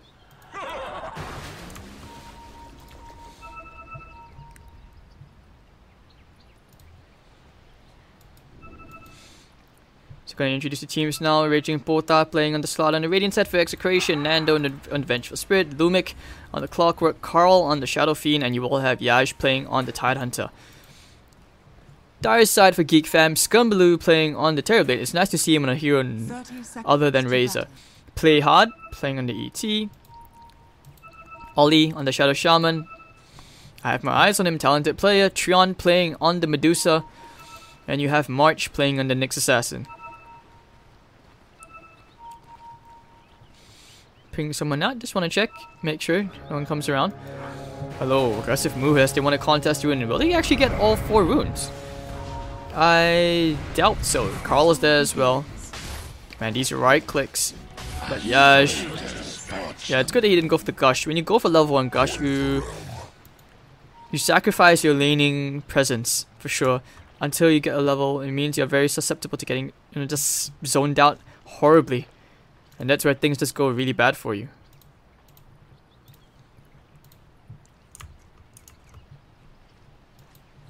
Okay, so Chan and Ollie giving Carl what I like to call the VIP treatment already. The VVIP treatment is when you have 2 supports just buggering on your mid. But Yash already playing a play hard, he did get the damage out with the Astral Spirit. He's holding him just at the very borderline of the tower. And Yash is like, whatever, screw it, I'm gonna go pull some creeper aggro, but might be in a bit of trouble here. Never mind, Metamorphosis is down, so he can't get a kill here, but Carl, Ollie's just spamming out all those Fork Lightning procs every chance he can. So Carl's gonna use that salve, but he's already gotten the souls. All he needs right now is the levels. Enriching Pota against March, but March, that 5 base region and the Stout Shield, he's gonna be okay.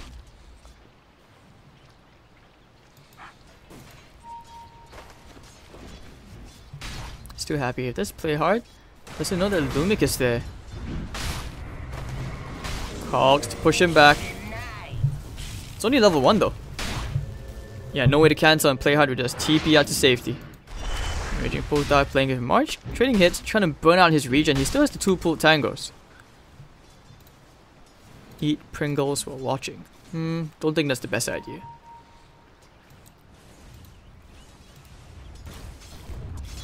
Shalafina already level 3.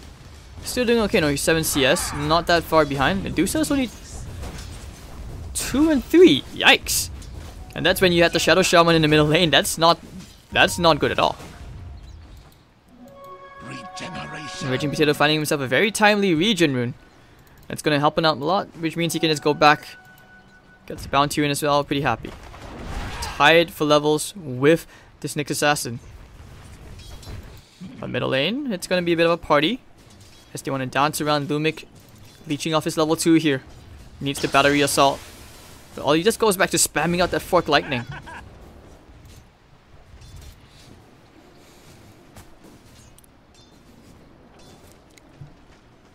And Lumic, yeah, he's very close to level 2.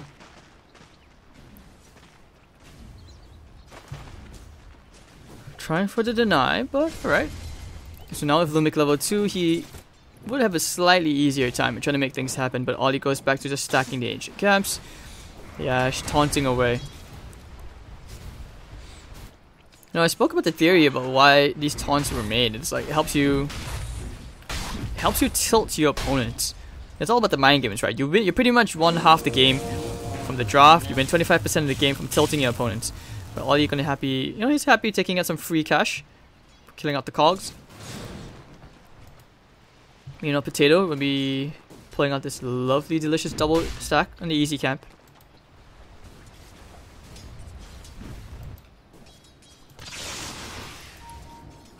It's too hard. I mean, this only works for so long. It's not efficient at all. Not much he can do. Skirmaloo going out with the reflection. March gonna try to steal some of that EXP. Getting ready for the stuns as well, especially since the runes are going to spawn very soon. He doesn't have any regen. This could be a disaster. Potato's gonna chase him. Ooh, does get... No, but he has to sprint. He could chase for this if he wants to, but he doesn't want to go for it. Battery Assault chasing after that hasted Shadow Shaman. Not the smartest of plays.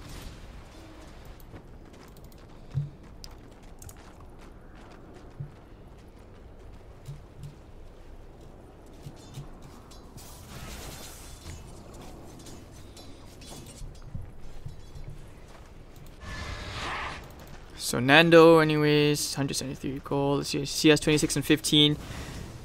Not too easy last hitting under the tower like that. And he did go for the level 2 magic missile. Hopefully we see a bit of improvement. I know yesterday he went out for the full magic build, which is like a support where you would max out Wave of Terror and the magic missile.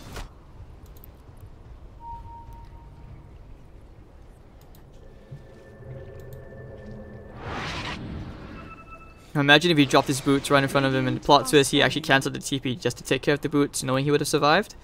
I would say hashtag worth it. Ideal situation, of course. And do so happily farming up. Level 3 only. In fact, 11 to 3. Less than half the CS of this very fat SF.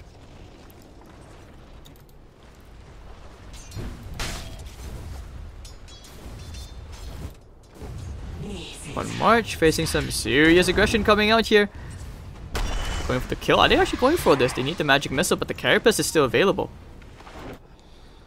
And Lumik coming inside, going straight for Ollie, hunting him down, using the coil. He will get a bit of mana burnt.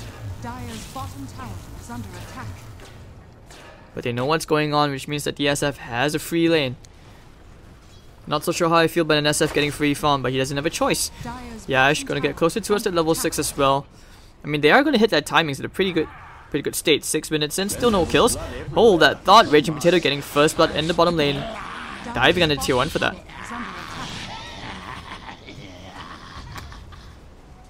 'Close call. 8 HP, he's very high. That's a very close call. So Nando makes his way back to the rune. I mean, the good thing about it is that Raging Potato has Tranquils.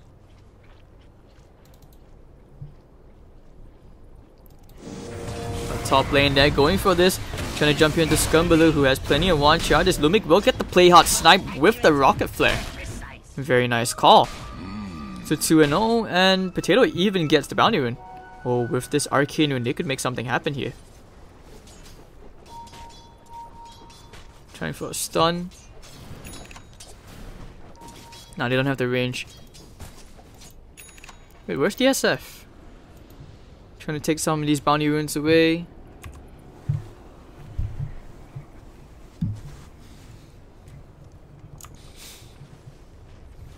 Radiant's middle tower is under attack.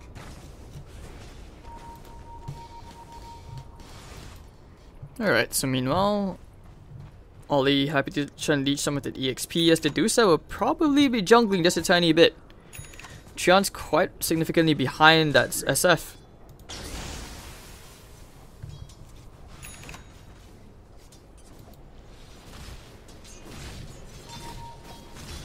Oh, they have a nice ward there as well. Oh, do they know about the? I don't think they know about this blocked camp. But though Mickey is wandering in the middle lane, he will take care of the observer as well. I think it's just outside of range. Yeah. And Tron still trying to jungle, won't get the chance to build into that Mask of Madness just yet. Lumik is here to share the EXP.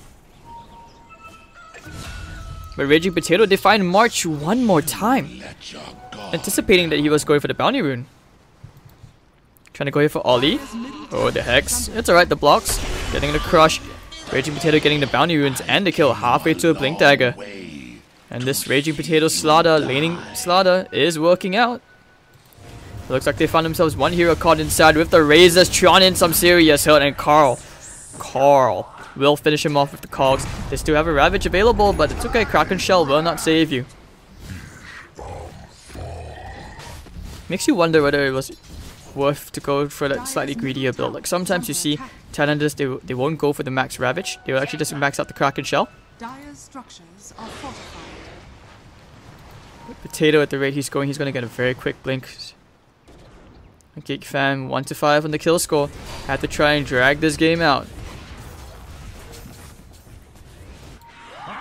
Edge going to the top. Lumik is there looking for surprise. They put the ward down, he's going straight for play hard. They have heroes on the way. The cogs, Raging Potatoes come into the party. Crush, they will find it. They have a Ravage as well, looking for the Anchor Smash. The Ravage will be thrown out right now. Terrorblade does not have Sunder. They can chase after this. Okay, hunting on. Ooh, Netza dies double crush. Will it be enough damage though? No, they're severely lacking. Lumix are actually probably going to die here under this tower. One more spank will go down to Scumbaloo. Looking for the Astral Stomp. He will find it. Raging Potato now hunting. Doesn't have the mana for the crush. To bait Yash. He's very close. Dragging them under the tower. Scumbaloo going around. They will get one deny. The Potatoes ditched his teammates, and that'll be a Ravage blown for nothing. As Carl basically starts to farm his way up after the treads into his Sanji Yasha. Quiet game from Nando, haven't been touched for a while, but second on the net worth. Dire's middle tower is under attack. Looking for heroes. Ollie is there. Just brown boots, very poor. 1,000 net worth, dirt poor. But Nomik is here. They're picking at the ancient stacks. They will contest the stacks. Very nice ward here. Not only does it block the stack, but also at the same time, they should know whenever the stacks are going to be contested, because Lumix spends so much time in the jungle. And this tier 1 is very crucial so that they can start to invade the dire jungle. Looking for the stomp, we'll find the Carl. Oh, split to follow. Ollie, they have the shackle as well. Carl is dead. And Scumbaloo trying to chase after Lumic. Slaughter, Raging Potas trying to run away. Yash just pushing out the top wave. Wants to build into his items. They're picking it out. Raging Potas will get a stun. 500 gold away. Radiant's middle tower is under attack. And a hunt around, but they can't do anything. Or we might see a flank from March. He has the Vendetta. Could think about going for Raging Potato. He does get the stun. And with the Astral, bang, down he goes. Raging Potato giving away a killing spree to March. And that's going to delay his Blink Dagger. Nando could look for a kill. If he could only find a swap, but Tron is very tanky. Doesn't have the Stone Gauge just yet. Chooses to go for the farm greedy build. Max out Split Shot and the Mystic Snakes. Potato wants that level 6 so that you can start, soften up heroes. Make them easier to ganks. But Nando and Carl, they have to swap. Will they go for it? Or they knew. Or he knew. Looking for the swap. He will go for it. Ooh, looking for the stun. They need the raises to land. Do they have enough damage? He does not. Actually, they do. Nando will find one. And looks like Carl's about to die one more time for his sins. Shackle. Requiem, maybe? Nah, they chain the stuns perfect. And they will give the kill to Scumbaloo. Never mind. Play hard will take it. So Carl dying again just when he finally picked up some souls. They're placing plenty of emphasis around this particular area of the map. They're just refusing to let Tron get anything. But Cake Fam, they will go for a smoke play. Together with that nice, very, very nice Vendetta play.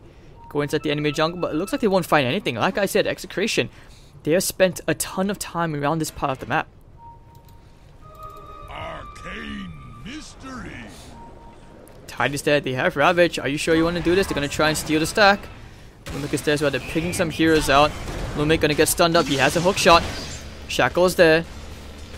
They're going to try and steal as many of these ancient camps as much as they can. Together with Nando, they actually do clear the ancient stack very, very fast. And Raging Potato is going to get a blink. And they just run away from this. Whoo, hoo, hoo. You're very, very happy right now with your Execration. You lose away to Clockwork, but that was a sacrificial play. And they are pinging out the lack of ancients. Radiant's middle tower is under attack. The Thief in the Night. That is Execration.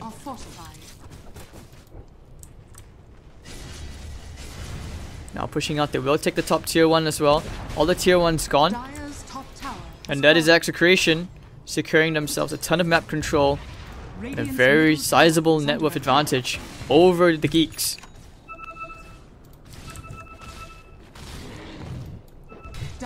Lumic in trouble. March just waiting for him to step outside the tower boundary. Chasing after Lumic. Top lane. Haven't really seen the Serpent once put to good use yet, but this is what Geek Fam are good at doing, right? Bonk. There we go. Looking for the stun. The bounty rune is still there. Holy sh! Do you see that? That color changed for a bit. It turned to magma. But Lumic, he will still pick up that rune, smoke, and he'll just try to run away from this as you have an Invis rune on March. So he's still, he's able to set up a kill. But top lane, they're going to try and make a play here. Ollie, but they drop the Serpent Wards for this to get the Hex. Oh dear, Ollie. What, destroyed by Raging Potato. And now chasing. Have to play hard maybe? No, they decided, I mean, screw it. Let's just go straight for the tower. Objectives are key. But March, he has vision on Lumic. Dire's top tower And looks is like under they attack. have to give away this tier 2. Radiant's Medusa's bottom not farmed tower enough. is under attack. Just the Mask of Madness complete. Radiant structures are fortified. Dire's top tower is under attack. Top lane, yep, like I said, will Radiant's be an easy bottom tower. Is under attack. Dire's top tower has fallen. Sean getting out just better. Ooh. That shaved his tail. Very close call, and Sean cutting it very, very tight. And they are running out of time as all the towers are gone. This is all about the timings, right? You have the Tidehunter, you have all this negative armor. Execration can melt him, but ooh, they found a very nice hook. Ollie is caught. Serpent one's gonna try and trap Lumic. Ollie will hold him in place. He's gonna take the manly play. That's a very nice Uspid, but it will not catch Yach. And the Serpent one's being thrown down already for a 20-second spawn. If you're Execration, you're quite content with that, and they still have the Ravage available as well. Crimson Guard on the way up. Raging Potato going into the stun initiation. Here comes the Ravage. It connects onto everyone. Skirmler being caught. He has the Sunder. Onto it. Raging Potato. Say what? Carl with the razors will burn him down. And Raging Potato now on the run. Has to run away from Playhard. Yash standing in front for his teammates looking for the stun. It will land onto Playhard. Nano going to start right-clicking him down. Has the swap available. But it will turn the fish to stone. But fishes don't taste very good, especially when they're stoned. And Nano looking for the swap. He's going to find it onto Tron. He will get the gush. Looking for the potato crush. Now he's going to go back in to get the amp. Tron's very low. The battery is still doing a fair bit of damage. His March will not be able to get the impale just yet. No mana, but 17-1 charges. Could think about going back in. He wants to go on Yash. They get the stomp. He's thinking about it, but Yash is very, very tanky. He has a Vanguard.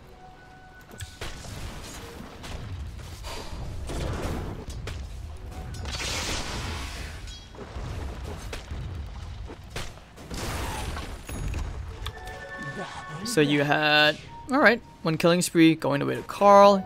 Ollie getting a kill, Playhard getting a kill, 2-for-1 trade. And Tron just goes back to farming. Gets the Hurricane Pike up.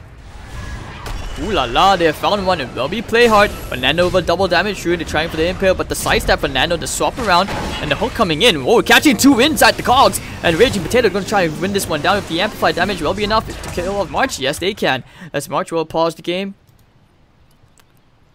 2-for-1, and now, okay.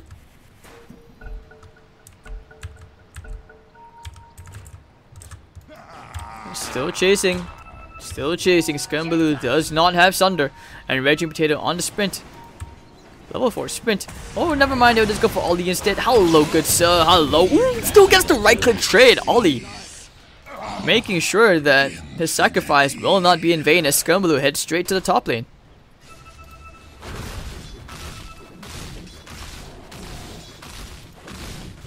It almost feels like their game plan, they needed the Terrorblade to start getting tier 1s. Otherwise, this game was, it's gonna be very hard, especially in this current state.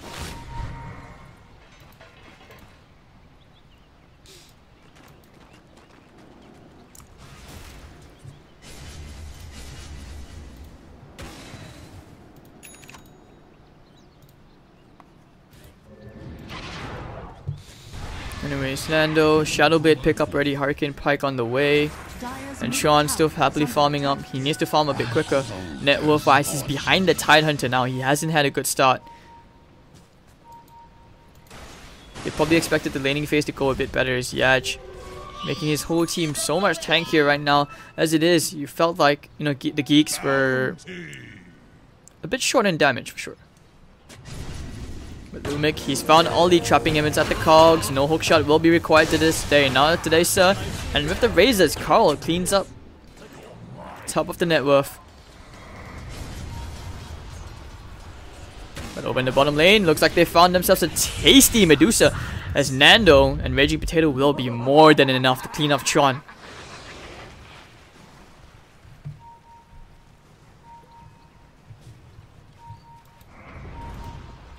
Anyways, they figured out, let's just go straight to Roshan. Looking for an Astral Play, try and stall the Roshan. We'll keep Yash down. But Nando's here with the amp and the Wave of Terror. they will succeed in taking this Roshan for free. But right now, all Geek Fam need to do is hold the high ground. Easier said than done. Actually, looks like they will go for a smoke play. Can they make it in time? I don't think so. This will still go the way of Carl. But do they want to fight this? Hook shot. They've caught the Terrorblade. They have to fight. They don't have a choice. Looking for the stun. Skirmaloo needs to sunder. But the Ravage in the nick of time. It's gonna land on everyone. As Lumic will actually get brought down by March. This is where they turn. The Sunder as well. March with the double. And somehow, the Geeks have won this fight.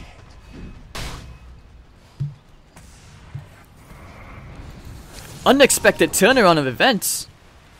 And it's a 1200 gold swing flying the way of the Geeks, and they will take this chance to transition this into some tier 1 tower gold and some much needed map control.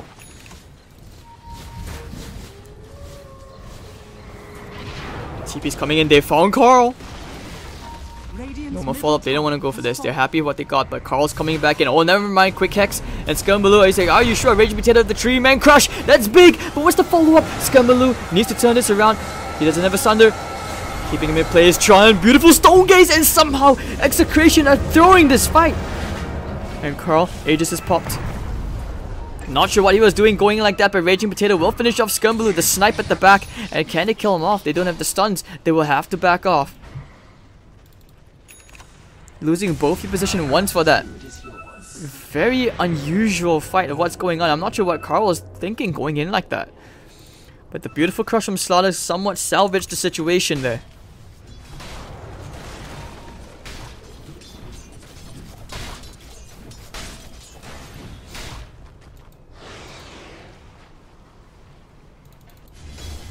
Anyways, you need the BKB up on Carl.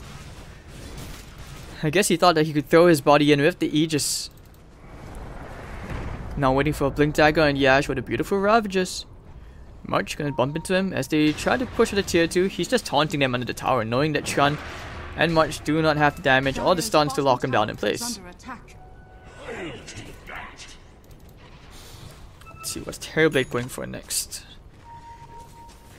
Probably a Scotty or a BKB. I think BKB is the more likely option here.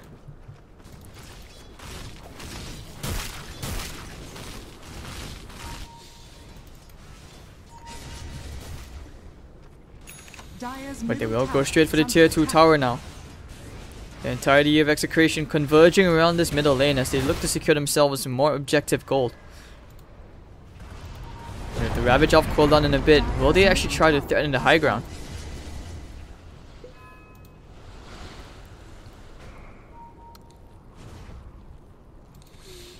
Well, they will decide to take this nice and slow. Ooh, March, being very sneaky. We'll go for the TP out, but Potato's here looking for the crush. Oh, why didn't he blink for that? I'm pretty sure he had a blink.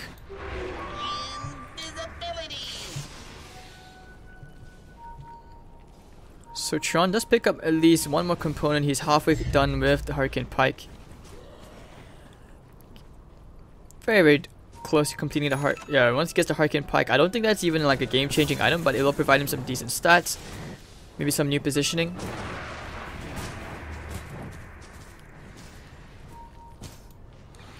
But March, he needs to make some plays happen, going into a Crimson Guard. Don't think he knows about Lumic being there. They will smoke up immediately. It breaks. Lumic with the rune. They put the sentry down. They found him. Lumic could try to hook away. He is trying to hook away. Yep, he will hook away to Potato. The teamwork from Execration. He's actually going to survive the stomp. Still catches him in place. The Gush. The turnaround to March with the Anchor Smash. He's fallen quite low, but they don't want to blow any more spells onto him for fear of what lies behind. And Carl's gonna get that BKB almost done. He's very close. Now that Yash has a dagger as well, I fear for the Geeks.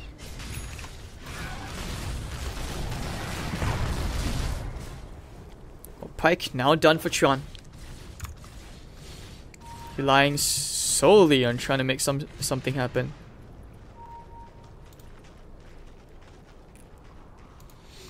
They will group up to try and take this tier 1, open up the map a bit, which will increase their options. And they will take the tier 1 tower. But now, grouping up, they're waiting for the next Roshan, which potentially maybe up in 3 minutes, but Shadow Fiend actually getting the deny. Denied. Ooh.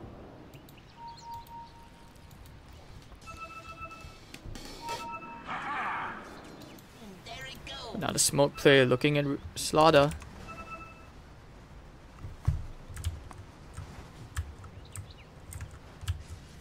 He is looking for some plays. Yash blinking forward, eager to use that new dagger. Or because, you know, this is the GESC coverage in Jakarta. So I believe Indonesians pronounce it as danger.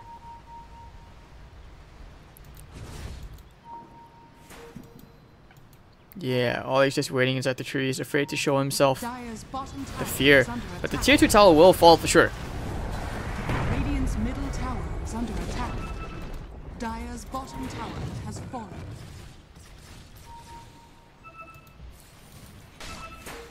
Melumik now on the run. March using the Vendetta. He's going to try and look for one pick off. Here comes Ollie from the back. They have the Hex looking for the Shackle as well.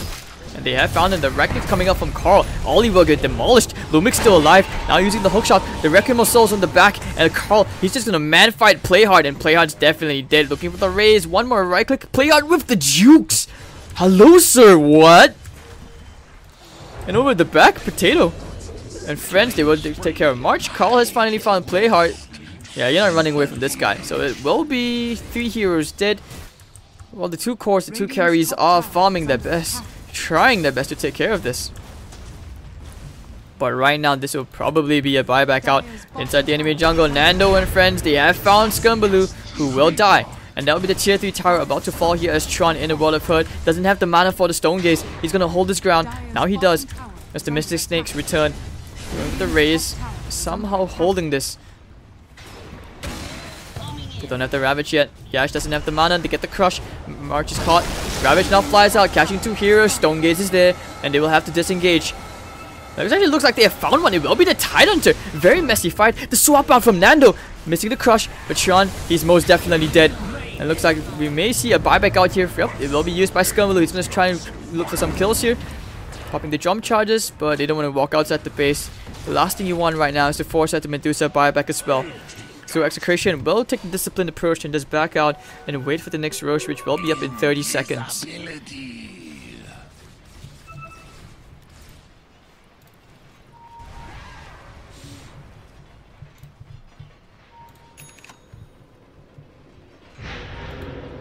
Potatoes pulled on some very crucial crushes this game. No surprise that he is higher than the enemies past 3 in terms of farm.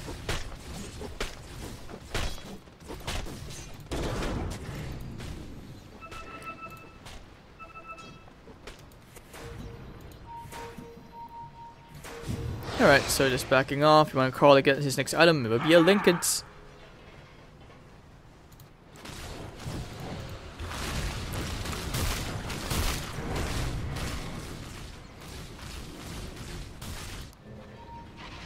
Alright, smoke gank. Nah, they would like to push out the wave first in the middle lane. Or maybe not. Where will they go? They want to try to fight around the Roche pit. Actually, no, it's going to be up in 2 minutes more. They were hoping for a potential spawn, but still playing around this would be pretty good. They don't have the Ravage though. Fortune's changed. Alright, so TB still trying to build his way into the Scotty. Dusa as well, very, very poor. You would like her to be richer by this point, but Carl is just crazy fat. I mean, I wouldn't exactly say that Trion is poor, it's just that this, like I said, this SF is rolling in the cash. Big man. Radiant's bottom tower is under attack. So what's the play here if you're a Geek fan? You understand that Roche is coming up soon, but you can't really start a fight into the Tidehunter's BKB. You need your Medusa to be much fatter.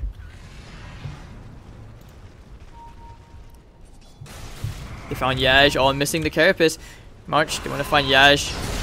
Taking care of all that armor with the stun, with the Metamorphosis as well. Ooh dear, that cancelled the Shackle?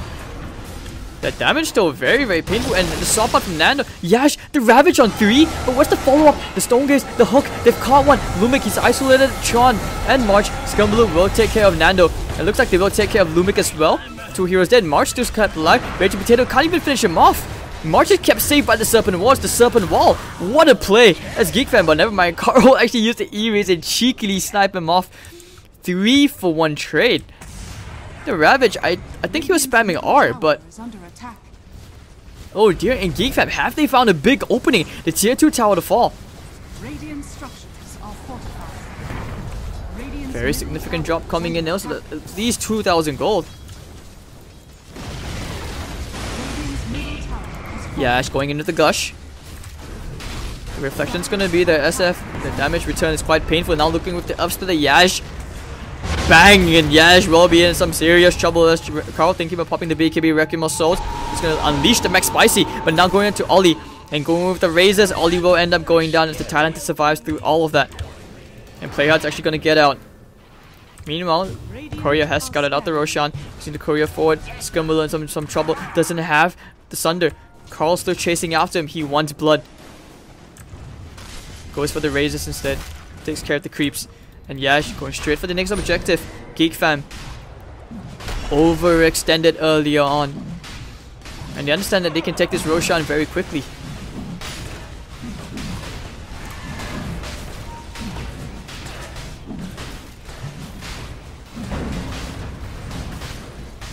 And that will be the second Aegis of the game going to Execration.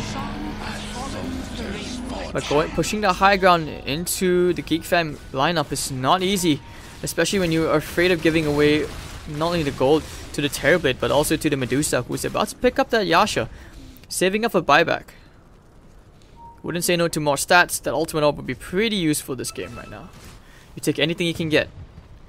March actually going into an Aghanims this game. Yeah, this would be good. This is the ultimate cancer, right?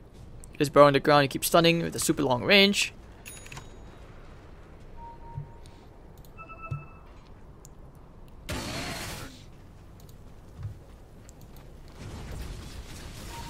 Yeah, he needs to make a play. I'm not sure how without the Blink Dagger. Scumblue as well, trying to get into a Skadi, which he has already completed, and now he will get into a BKB, which will be very useful, especially against this Tidehunter. And Raging Potato TPing straight to the bottom lane. They will try to pressure this tier 3 tower, which is down to 192 HP. Oh, the hookshot! They found one. Hello, here comes the prize. Play hard in trouble. If he dies, that could be a disaster, but the 4-stab forward, safe. Now the Ravage comes out, onto 3, the Requiem of Souls is unleashed, and they will take out 1. March to follow him into the grave, 2 heroes with no buyback. Carl going straight for Tron, laying out the Razors, and Yasha throwing the Gush. Then of course, here comes the swap. Tron, nowhere to go, no mana for the Stone Gaze, he's dead. Now immediately buying back for this, they lay down the Stone Gaze, they caught 1 hero, it will be Nando's cut inside, but he doesn't actually care. Shadow Shaman will buyback as well, chipping away into the melee barracks. And Nando might actually die here, he has the Aegis, it's okay. Laying on the Mystic Snakes. No, the Shadow Blade still alive. No, the turnaround. He went straight for a Blade Mail actually. Tron gonna try and hold this ground. Nando, that right click, he's doing way too much onto Tron because of the amplified damage, and Ollie trying to hold Carl in place. Let's get 3 heroes a dead. Carl trying with the Razor. Scumblue has the Sunder, using onto Yash. Can he kill Carl? The high ground misses, and down he goes. 4 heroes dead. Tron trying to 1v3. Still holding this. Ollie is back up in a bit. Yash has the Gush, the Blade Mail, the swap, trying to kill Carl. The Lincoln Sphere. Tron probably will die here. 90 seconds without buyback. And they're still trying to hold. They're still trying to hold. And the ET. Carl, he's so low. 20 HP. He's gonna blink out. He is pushing this hero to the limits. Will he actually die to the creeps? I don't think so. He's gonna be fine. But they want to find Yash. Trying for the Lotus Orb play. No, blink out. Very, very desperate. And now there's a big hole in their base. But against a Medusa lineup, the game is never over until the throne is down.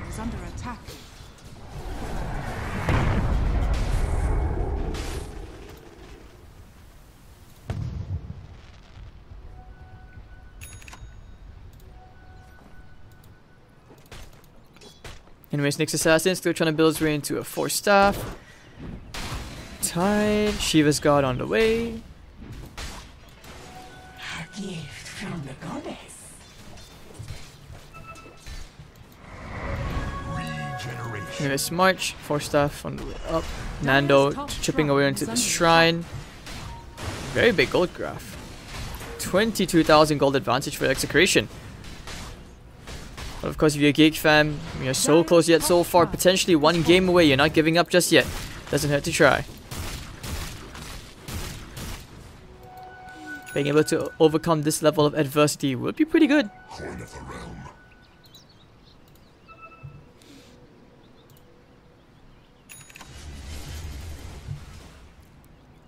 And the butterfly up on Carl. Man, this item was very desperate. You could tell he just wanted anything, hoping to hold that. And if he actually got in the kills earlier on, even the SF kill, that would have paid off the blade mill. But because of that, now that's gonna severely impair any comeback farm they were thinking of getting.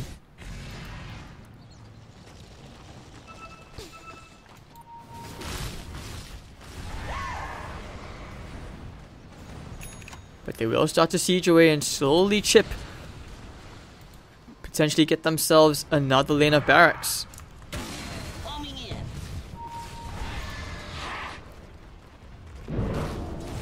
And Yash standing in the front lines. They will try for a stomp. The swap! The Ravage! Can they blow Scumbaloo off? Yes, they can! Scumbaloo is dead! They will need to force their buyback out here. But 4 staff. Hook. No, of course the Stone Gaze looks like they were trying to find one, but the big targets looks like they will get the clockwork only. Still looking for more. They want to keep on fighting. They understand the bigger prizes is not the clockwork. They're going to try and leave him behind. They get the Hex onto Yash. Ooh, nice double stomp. Can they find Nando? They need the stuns. March, where's the Impale? Onto 2, catching Yash and Nando as well. Both are dead. No mana on either of these heroes. This is the turnaround fight. And they actually will get 2. Now looking for a bit more. Scumbaloo needs to be careful. No buyback. And Lumic somehow still alive after all of this. Getting 2 very big kills, especially on Nando. That stomp unknowingly just turned and won them a very huge team fight. 1700 gold swing, but it did cost him the Scumbaloo buyback. Desperately needs that BKB. What can I say? And this is why I said against a Dusa lineup, the game's not over till the throne is down.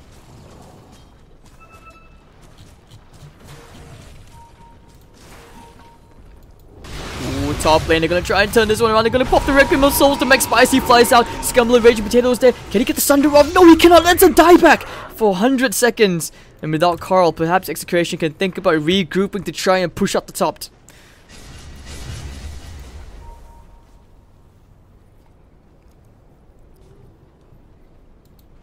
Tis a disaster right now.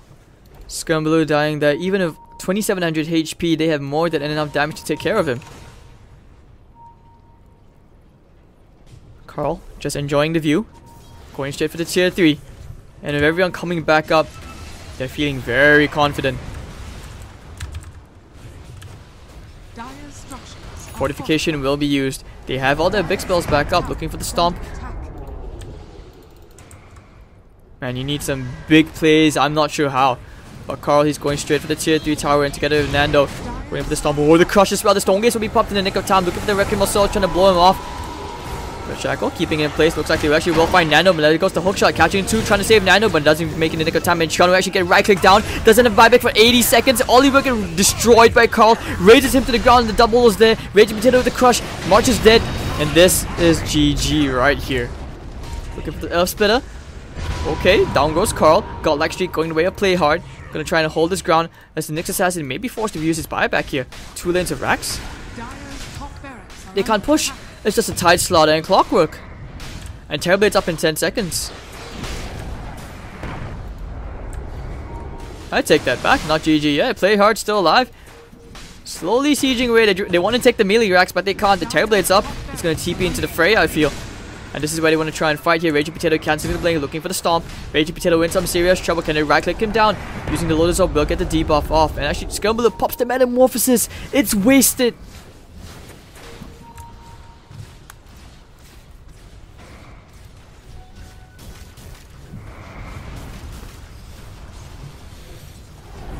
mean, don't get me wrong, guys. At this rate, I'm probably not eating past midnight.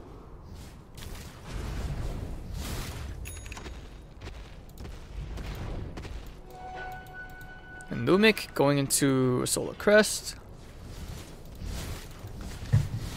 Me and my water bottle. Hold on.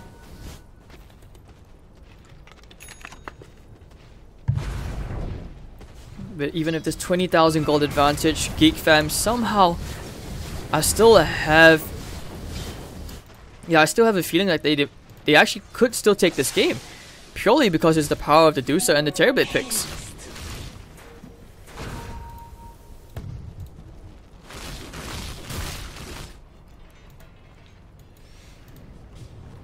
Yash opted to go into an Aghanim Scepter.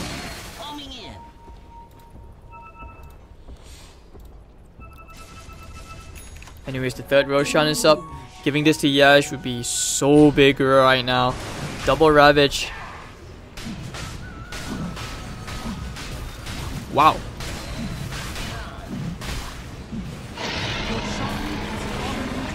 Man, if he used the illusion to take the Roshan kill right there, that would have been big. Even denying the Aegis as well. But you know, one can dream.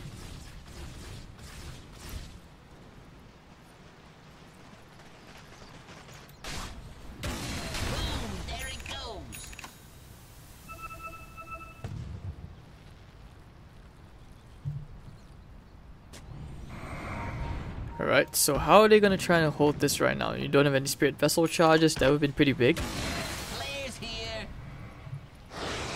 Oh, when you get the Corrosive Haze undispellable, that's going to be a very big issue.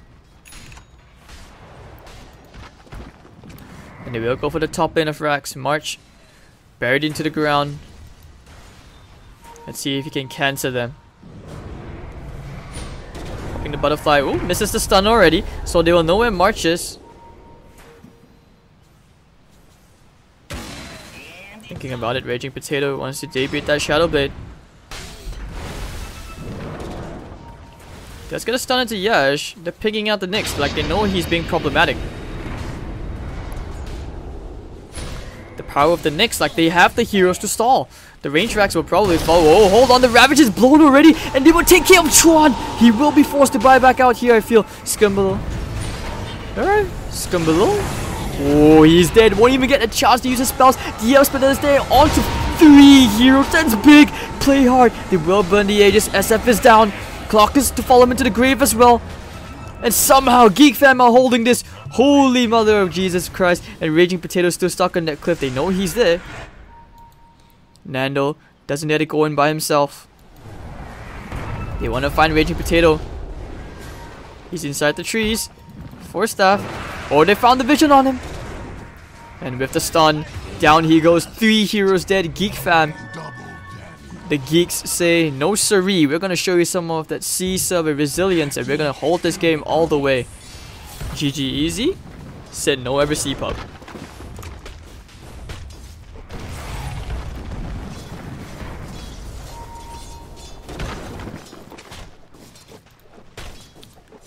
Alright, so this game definitely gonna drag on for a while.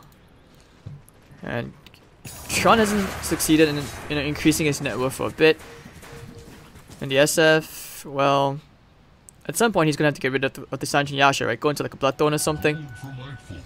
And the ET ever built into something like, say, an Aghanim Scepter for the disarm, that could be quite problematic. And this is where you start to see like these heroes, the itemization has really fallen off.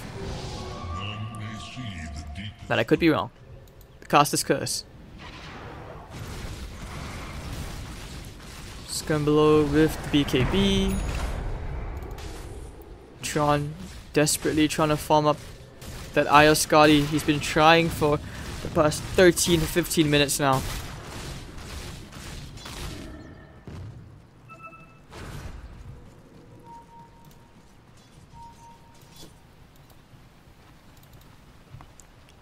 And you can see the power of this Ags as well, man. March. This is the ultimate cancer hero right now with Ags, I'm telling you.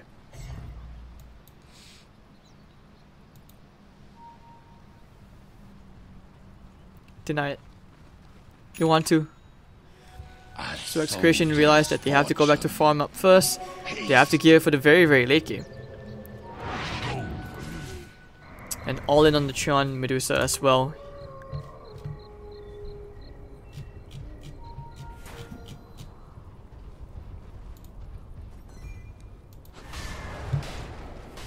And this ET, Play Hard and Ollie, they've been trying so hard. March as well. I only hope that these cores will reward their supports for how long they've managed to stall this game. But right now Execration will decide to go for the shrines first. Tron as well, he can afford that second ultimate or just a bit of extra stats, better than the wand, you know, but we'll have to see how that goes. The 800 mana will help. About 25 talent, split shot uses modifiers, that's the dream right there. At Execration, they will look to break another tier 3 tower as March already set up the swap. They're going straight for him first, and they will take care of the Cancerous hero, which will be March looking for the Ravage, potentially going to the Geek Fam. But immediate Hex reactions out here from Ollie. Can they hold Yaj's place? You need to bring him down. Once more, the split will find into 2, the Ravage out onto everyone on the side, but no, won't even get the Refresh shot off. Carl's gonna pop the Wrecking Ball Souls, try to find man fighter here. Popping the BKB, he's gonna try and chase Tron down. Raging Potato ready to take care of Scamblue. And Carl will just run out the base. 2 for 1. What the heck is this game? So much fighting and still nowhere close to being over. In the top lane, they do get the range racks. Nando trying to rat. They know that the Earthsplitter is not there. March is going to try and go for the stuns. It will land.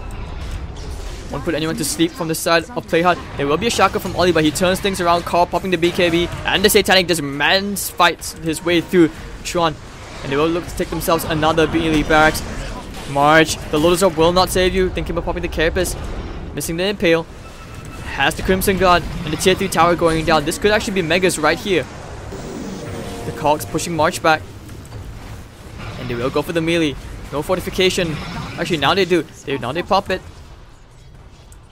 And still holding this one lane of racks. Carl comes back in. Potato with the crush. Can he kill March? I think he can. March. Survives it. Tron with the damage. The range racks are still alive. Carl needs to try and rack this down. Tron. Carl with the Satanic. He's going to hold his ground. And now they have to get out this one range racks. March. He wants to initiate here onto someone. And the only building to survive this is this range racks, which does not have any regen. And Play Hard. Hello, sir. This guy is carrying very, very hard from the position 4 role. I'm not even gonna lie, ladies and gentlemen. This game has only dragged on this long because of these 2 heroes played by March and Play Hard. But Tron, he will have that Eye of Skadi now after the next creep wave. He's very close to it. He will have it now. Perhaps a butterfly on the way. And one of the next big things is if you include that even against Megas, you know, Geek Fam, they still have a place in this game. Carl the Reflection doing some decent damage to him.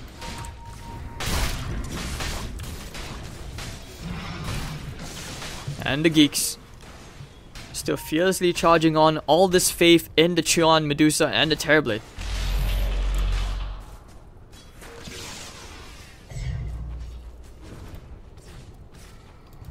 They will potentially look for some kills here. But immediately backed out. March going for the Impale initiation on here onto Yash. They're looking for the Stomp as well. You want to try and trap him off?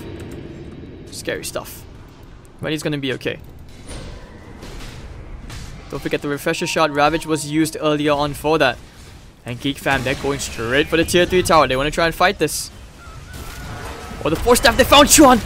Raging Potato with the sneaky play. Now the Ravage on everyone! 5 hero Ravage. Tron, but where's the follow-up? He's just ever so tanky. Looking for the Earthsplitter as well. Carl goes down. No buyback for 100 seconds. This could be a superbly huge turnaround here for Geek Fam, as they will start to go for the objectives, which will be the tier 3 tower. Skirmblue, Corrosive Haze is undispellable. Radiant's middle tower is under attack. And they will hold that ground. Skirmblue happy here. The Cogs will push March back.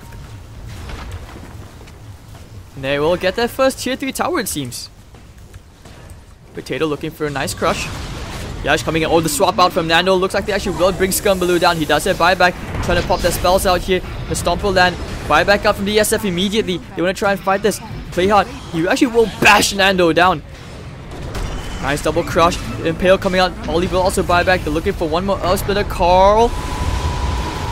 No, this time play hard. Very lackluster Earth Splitter, but still. Oh, the carry press from March. Getting in. Might even get Reggie Potato. March trying to burn to the ground for the region. Will not succeed. As actually, meanwhile, in the enemy base, the range racks. It is the Megas. To the creeps. And Playhard will die to the creeps, but now Geek Fam will be forced to play against the Mega Creeps' disadvantage as the throne is exposed. A soldier's fortune. And you're gonna need Tron to pull out some super big DPS, and so will the Terrorblade. They did get to tier 3, so that's that's a sign of hope.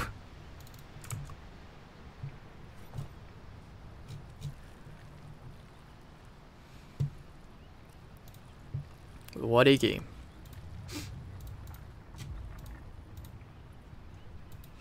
And now inside the Roshan, looks like the refresher shot. Who is it going to? It will be going the way of Yash.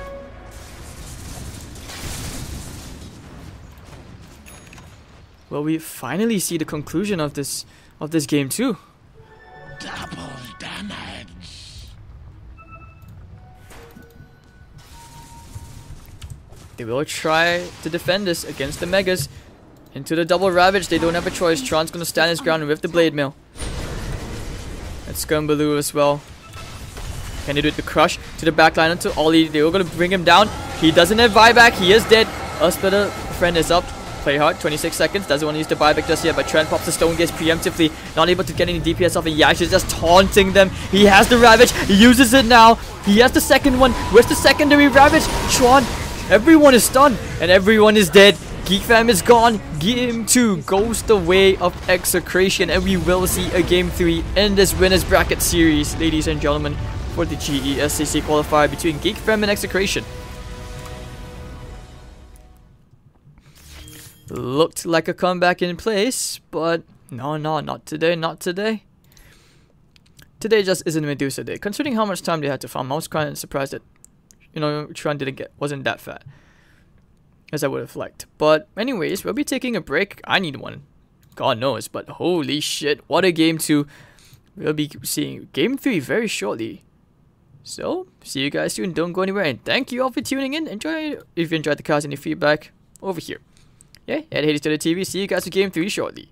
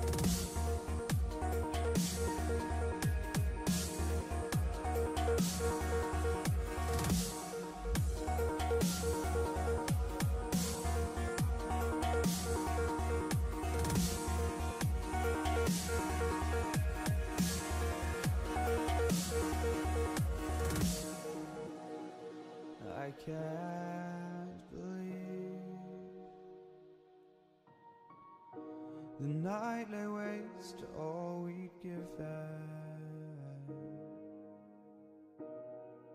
but honestly, you've gotta know that this ain't living, but we could run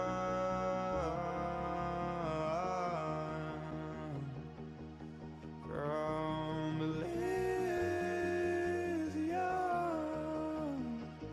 and let it burn, let it burn. You've gotta know that nothing lasts forever.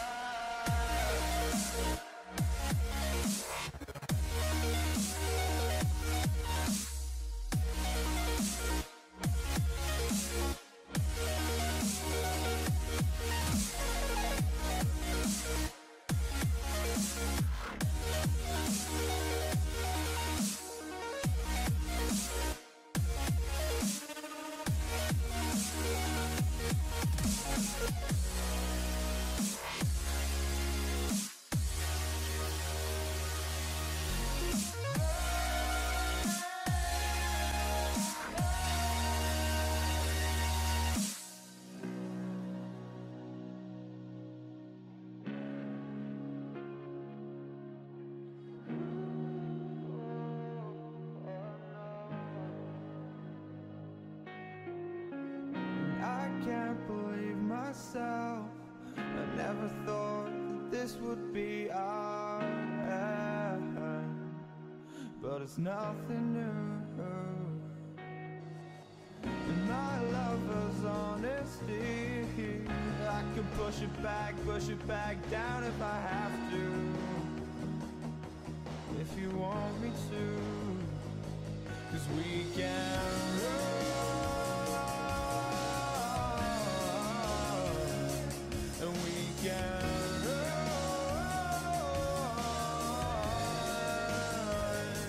The stars that fall all for you.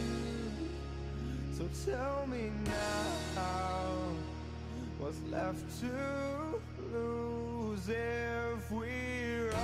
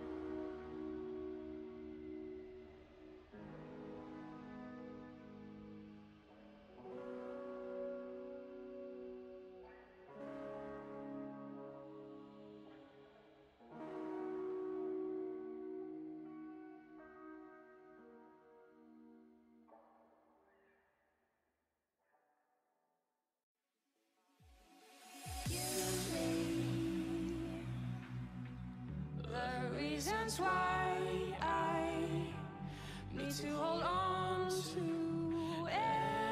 everything. I don't know what to say now. I need to hold on to.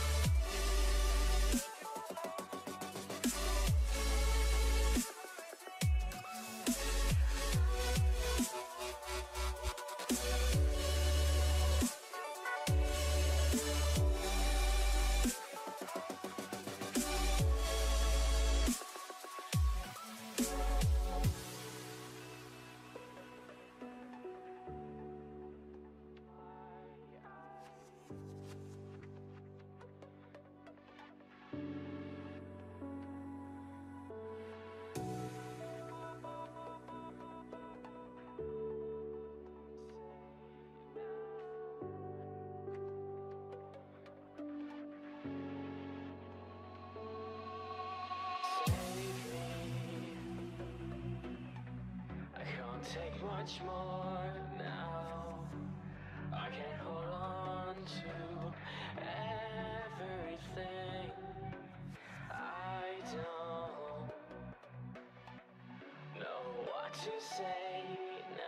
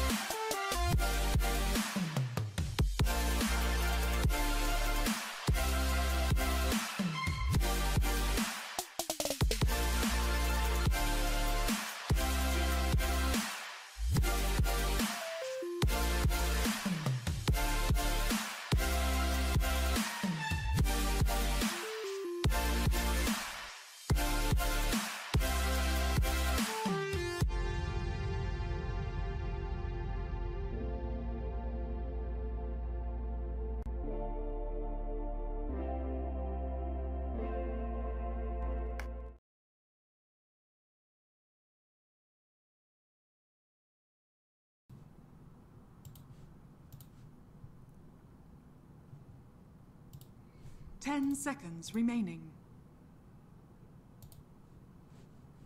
5 seconds remaining.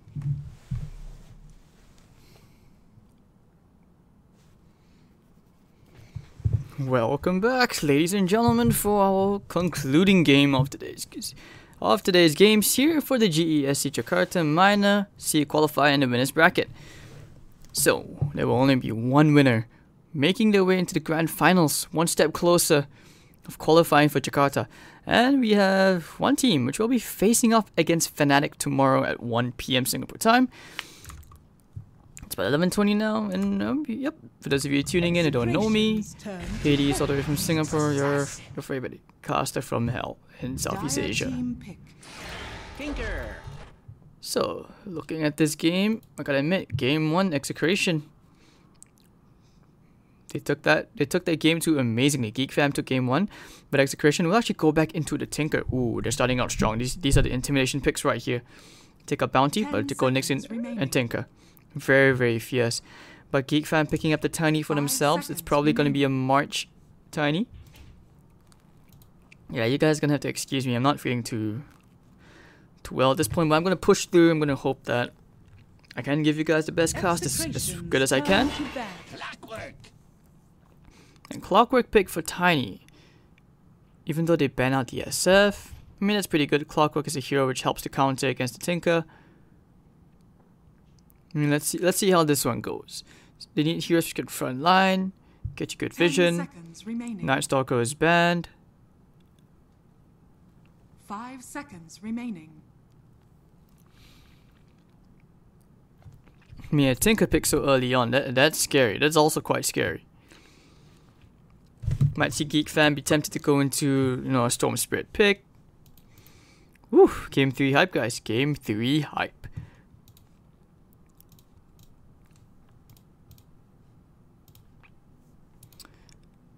I mean, I gotta admit, this game, the way it's evolved, at least in its own little meta between the two teams, Geek Fam, as long as they successfully drag out the game, usually they like to win, or they can win. But Execration, there's just so much emphasis mid to late game, such highly skilled players as long as they don't throw. On a serious note, I do feel like they made the game a bit harder for themselves than it needed to be, with a couple of wrongly taken fights. Execration taking out the Lycan pick. Afraid of the Geek Fam early push. Let's see, so how do Geek Fam pick here? How do they draft? 10 seconds remaining. Might see a Faceless Void coming in. 5 seconds Play Hard did amazing in that previous game. If you guys didn't see the score graph early on, he did the most amount of damage on his team at 39,000. Sick stuff.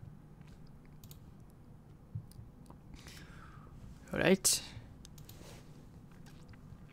But 1 minute. They take out the Bat Rider. Dire team back. Could indicate a Storm Spirit pick. Now you just want to ban out all these mid heroes. It seems like they aren't too afraid of a Storm Spirit pick. I mean, if anything, it does leave the option of an anti-mage open. Geek Fam, they haven't banned it out yet. I feel like a Void would be absolutely amazing here for Execration's draft. 5 seconds remaining. So they take out the Tidehunter. They know that Execration will like a hero which can stand in the front lines. And Yash as well, he had an amazing Tidehunter game. Not the usual mech into Blink. He actually went to a Crimson Guard and a Pipe. The Crimson Guard first. But now after Jakiro comes again for Lumic, he really likes this hero pick.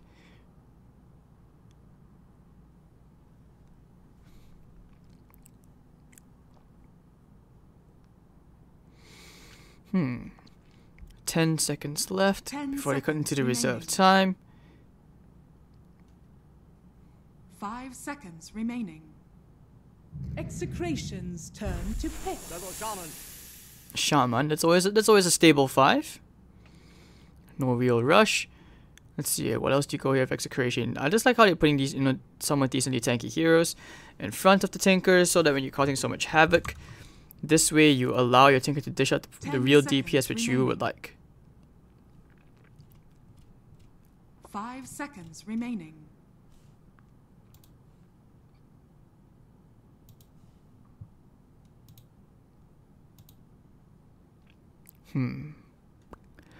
Alright. Let me think. Yeah, I'm still going ahead with the Faceless Void pick. Void and Jakiro synergizes amazingly well together.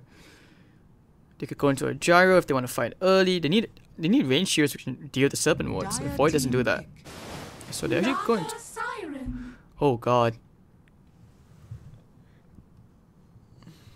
Okay, I think I know where this is going. It's gonna be a Yash Nyx Assassin, Raging Potato, and a Naga Siren. This is how they've always run this. Don't worry, guys. It's not a core, but it still can transition to a core. Holy shit.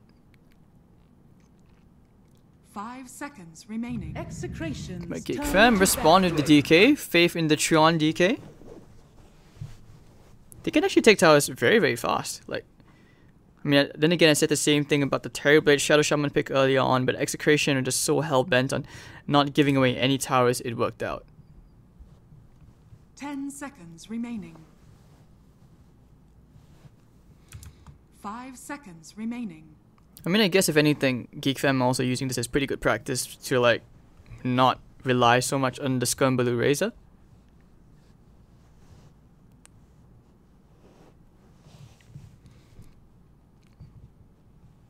So final bans for Execration. Do they want to let the... If they ban out Storm Spirit... No, they don't need to ban out a mid. They need to ban out the carries. Tiny close to go carry, thinking whether you want to ban out a safe lane or a pause 3.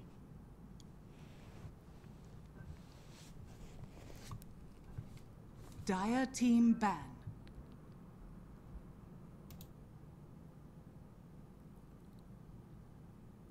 Haha, they ban out the Elder Titan. Respect ban for play hard.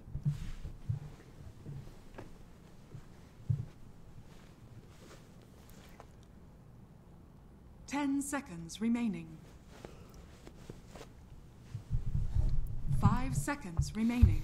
Alright, so final ban. Geek Fam, what to go. Yeah, you're thinking what hard carry to ban on right now. Your biggest fear is if you drag the game out, this Naga Siren and Tinker, you're just gonna destroy your lanes.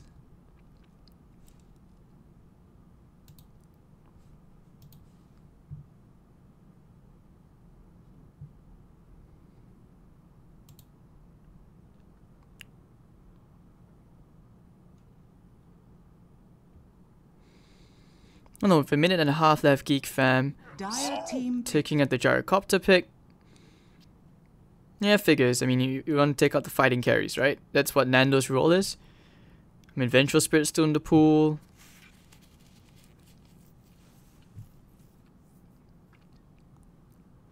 Execration could just go straight into the Venge. But Geek Fam, what did they want to go here? Something which synergizes well with the DK. I feel like the Terrorblade still might come up.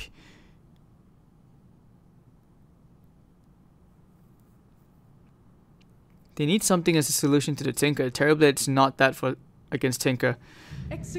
Void? Dark Seer. So they're actually going to put the Tiny in the safe lane, hoping that they can snowball off his early on advantage. Synergizes nicely the Dark Seer as well. Okay, I can see this working out.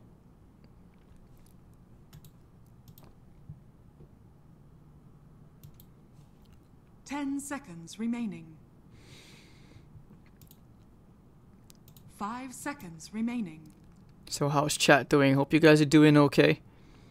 Enjoying these games. We have some very high quality games here, at least from the Southeast Asian region. Between Geek Fam and Execration, but already going back into the Lifestealer pick. Very nice. I mean, the next big thing which I would hope to see, at least between these two teams, is that I would like to see lesser mistakes, at least in the mid-game fights. There were a couple which were questionable, like I said. But okay, Nando getting a hero which I'd say more prone to liking. The Lifestealer, right? You know, he's able to fight.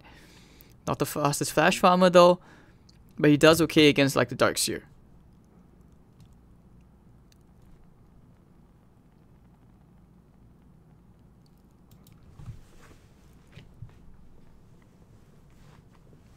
Alright, chat, so there we go. Give me a Kappa for Execration, give me a PogChamp for Geek Fam. 5 seconds remaining. This deciding game will decide. Like, as I said, just to remind you guys, the winner of this series will be the first grand finalist in the Southeast Asian qualifier. The loser of this will have to play Fnatic tomorrow in a best of 3.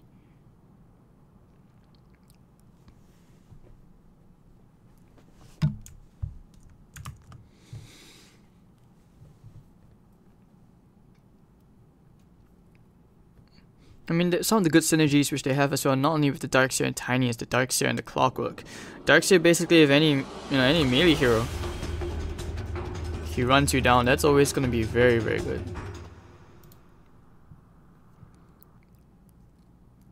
Alright, so there we go, ladies and gentlemen.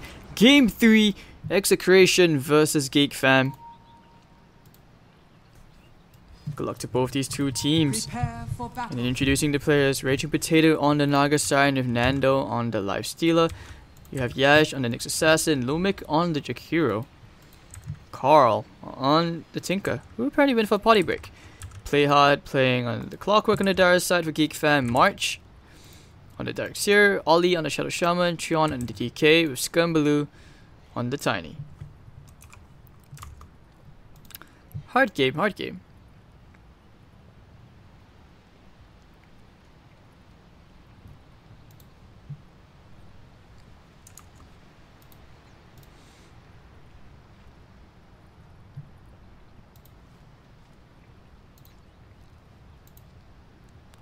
Pretty happy about this game so far. I mean, I gotta admit, shout out to you guys, man. It's been a tiring day. Looking forward to casting more Dots. Hopefully, I get my big break soon. I'm hoping to be on a talent list. I mean, that it's up to BTS, they decide that, but I'm hoping that I do get my shot.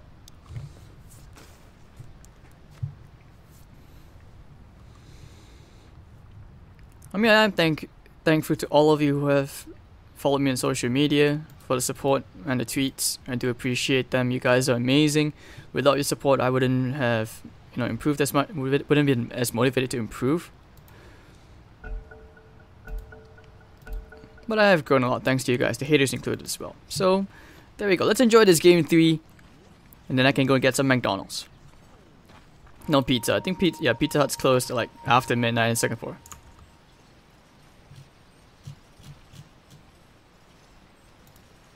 So here we are. And in this story, Raging Potato would like to see himself at another Valve tournament. This very experienced player Bimbo. Lumik, the experienced captain on this trademark Jakiro. And of course you have the upcoming talents in Trion, Play Hard especially, he has impressed so much. And let's face it, that game 2 was something.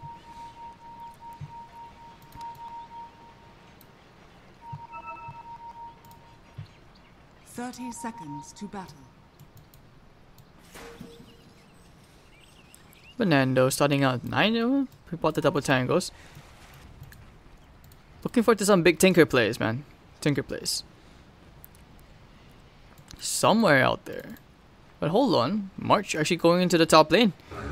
He's going to be laning against the Nyx Assassin, looks like. That's okay. Nando getting the D ward out.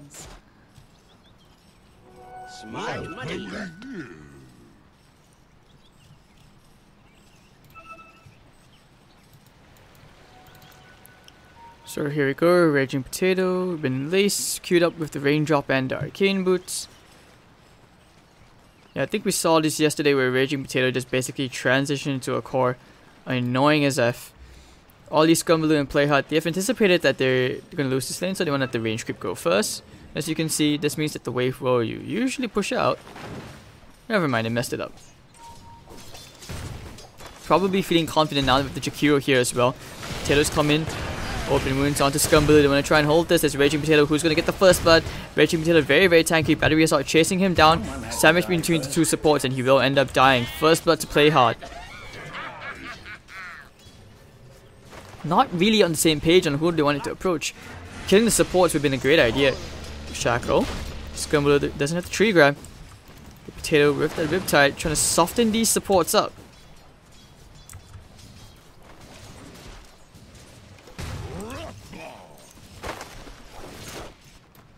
Middle lane, Tron last hitting under tier 1 tower, not as easy. It's Mr. Carl. 3-1 to Tron's 6-1. And this top lane, March should have a pretty decent time going up against Yash. Iron Shell against melee heroes is the Bane.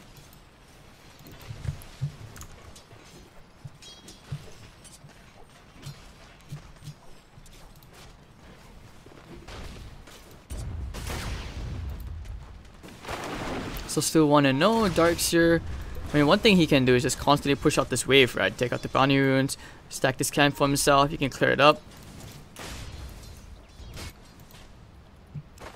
Actually going for a bottle this game, slightly greedier build. I like this. Doesn't need to go for Soul Ring. Raging Potato, they pop the Battery Assault. But Ollie and friends, they'll decide to just take the illusions instead. Fair chunk of gold coming out from those illusions. Bless Frog, the moment he decided to say that killing illusions gives you gold. But March will start to build himself a bit of an advantage the more this lane plays out. But Ollie over in the bottom lane, they do get Nando. Can't afford to leave him alone. So Carl and Chuan will still be at a bit of a standstill. The 10-2 to the 15-2 on the DK. But over in this top lane, they want to get March.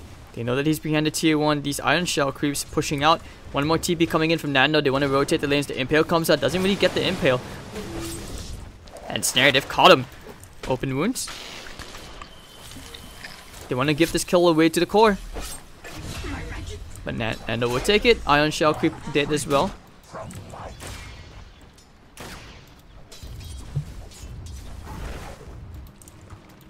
Alright, so Carl going for the 2-0-2 build.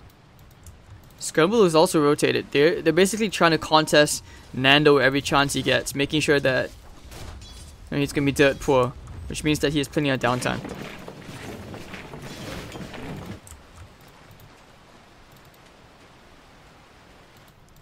Oh, at this point, Nando's basically figured, I'll just go straight to the jungle. Shit. And March in the bottom lane, even better for him, right? Solo lane. Lumic ever so low. They get to put some pressure on this tower. Geek Fam having far superior lanes at this point right now. See, this is what you do. You just abuse this. You get the creeps and the neutral camp at the same time.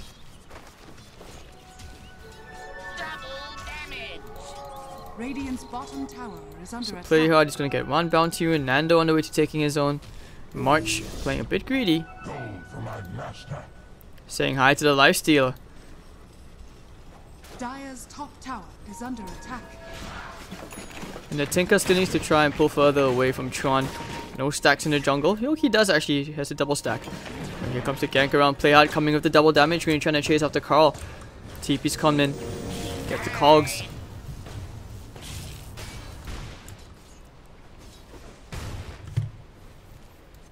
And they have decided to leave Nando alone against this Darkseer, who is level 5.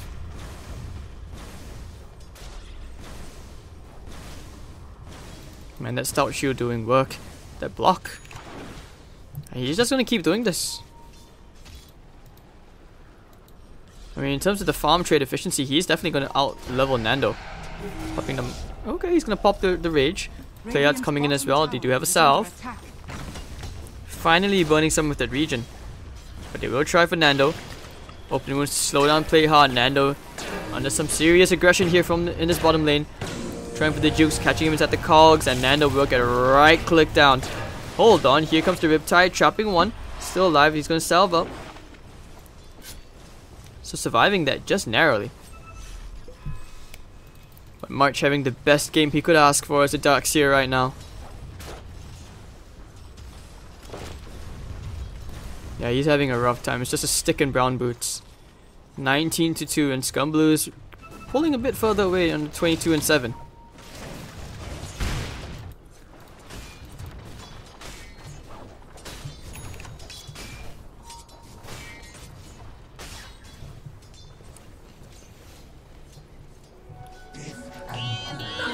Alright, Yash, almost on level 6. Oh, March did get the bounty with chasing after Raging Potato, trying for the vacuum, but it's too short in the AoE. So they have to try to go back to anyways.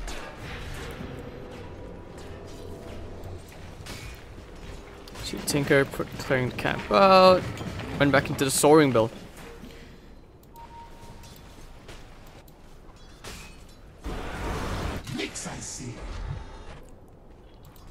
Alright, so Nando, let's see what he... I don't actually know what he can do.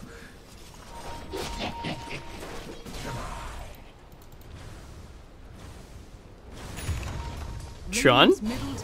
is Hello. Play hard. Coming in from behind the tower will find Raging Potato. Now I got a bit distracted by seeing what's going on here between these two. Don't forget scum below is Pinoy. Tron Dragon Tail, Dragon on Dragon action. Play hard, the Snares there with the Ice Path as well, but play hard with Battery Assault will trap Raging Potato. You will also be able to walk this one out. Carl really wants that kill.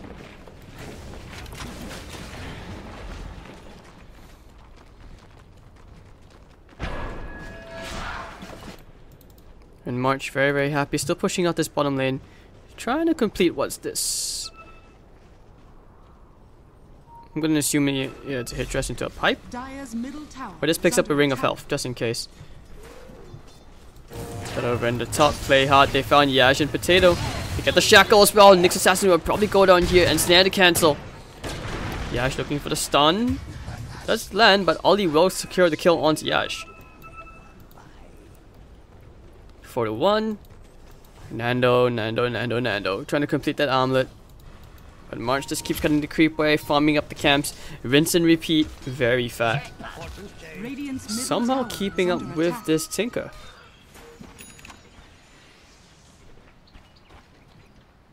Radiant Haste are rune bottom. scattered. March with double bounties. Man, this guy's rolling in the cash.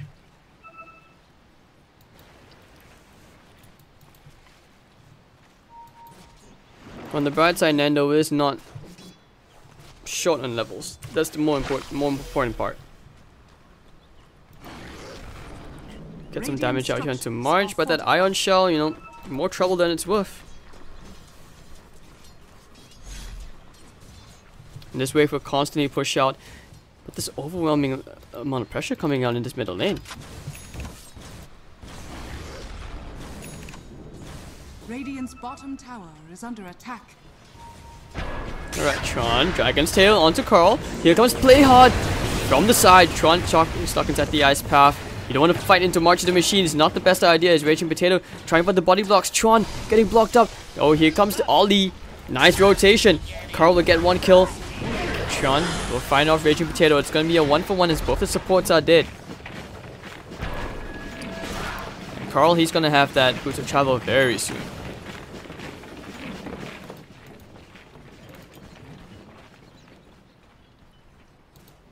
Any stacks? Not yet.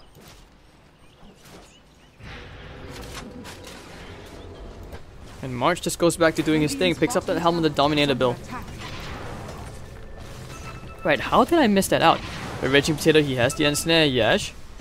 He's the Carapace. It's only level 1 though. Yeah, they don't have enough damage for this. Radiant's bottom tower is under attack. Yeah, she's gonna take the bounty rune right under March's nose. Carapace, maybe?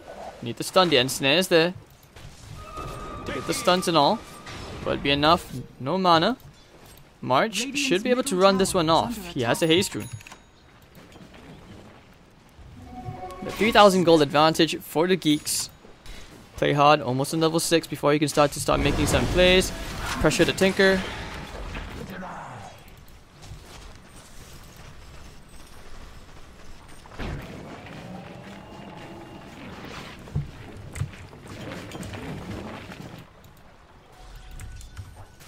Alright, so Nando.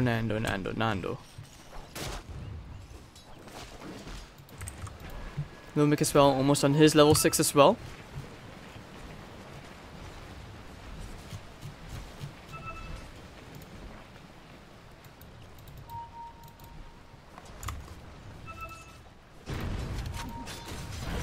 I mean, yeah, just looking for a pick off, but Geek Fam just content to just farm in that side of the map for now.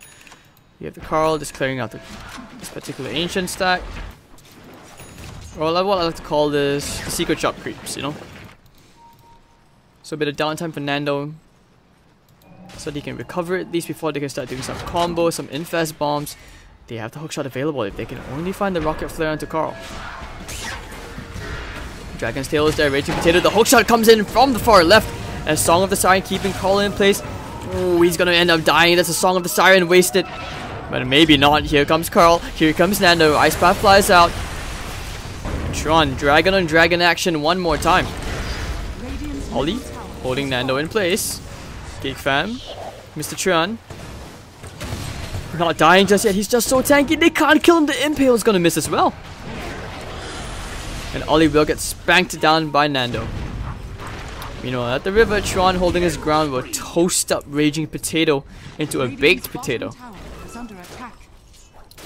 And that's gonna be a 2-for-1 trade favoring Geek fam as they take the tier 1 tower as well, Radiant's while maintaining the kill advantage.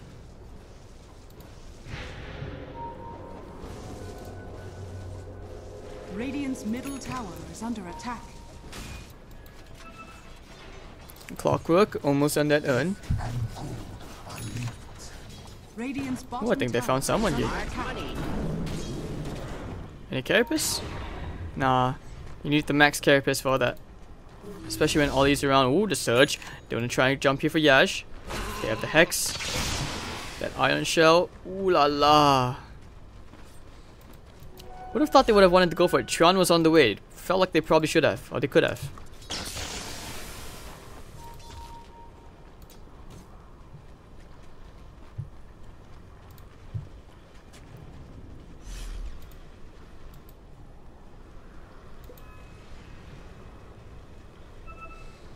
Tough game right now as they just kind of gather around them to the bottom lane. They put the sentry down. March, he's found them. Ollie kindly. Oh, can he save March? Yep, the surge away, he's fine.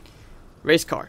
But Ollie, with his observer ward, not really playing a fire, but behind enemy lines, sneaky play. As Raging Potato, they will try to take out this Helm of the Dominator creep. 125 gold from Mr. Nando as he tries to build into a Desolator. And yet, despite all of this, you know, the Geek fam cores are just so farmed, all 3 of them in fact. Might think about going for a play here with the Serpent Wards, but over in the middle lane, they will kill the Dragon Knight. Ooh, Ollie, he's found Nando. Ollie, that was very careless. The surge away, the Hex just in the nick of time with the shackle play for March. And Ollie, oh no, but the infest into the Hammer Dominator creep, he messed up. March will end up going down. 3 heroes dead on the side of Geek fam. Execration, very nice play out there from Nando. And he's gonna farm up these Serpent Wards. Top lane, trying to catch Carl. Yes, play hard, we'll get him with the battery assault. They had the sentry there, but Carl will be tossed up, so he will just TP back.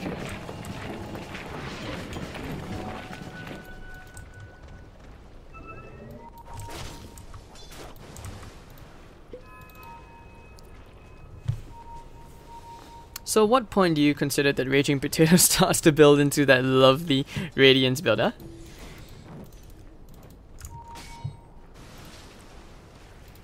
I mean, that's kind of what we should be expecting here, right?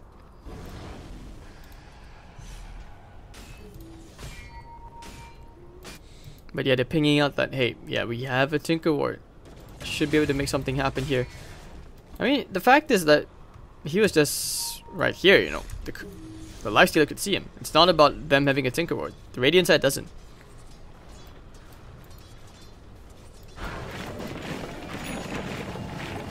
There's Carl, gonna build his way into an Ether Lens. He likes his Ether Lens Dagon build, not so much the Aghanims, so that he can nuke heroes down quicker. I know there's plenty of debate like going on what's out. Like, would you ideally go for the Aghanims, Kaya? Would you want to go for the Dagon Ether Lens? Sometimes it feels like a player preference thing.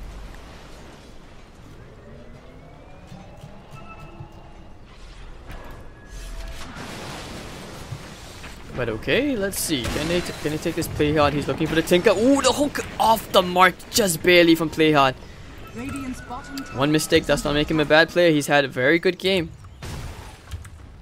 And Yash with the Nyx Assassin. And that Lifestealer combo. Baiting out the regen rune. Sentry there. Sean, does he know? He's found him together with the Dragon's Tail. Buy one, get one free. It's a sale. Nando will go for the Rage TP out. Ice Path to try and help them disengage. But maybe not. Gonna play hard on the hunt. With that surged. Does he actually? No, there's no way he gets that. Meanwhile, Tinker is pushing up the top. Raging Potato did get the D ward out. Dire's top tower is And under yes, it is attack. Radiant's time.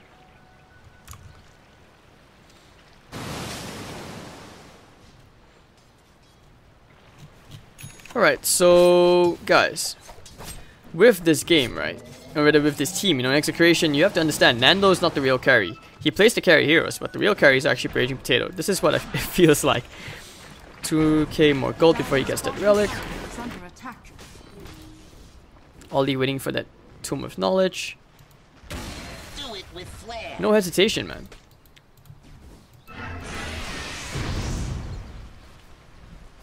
But the Geeks still have that 4,000 gold advantage, 6 to 9. Maybe they're comfortable with this scoreline. We're also waiting for the Tron BKB.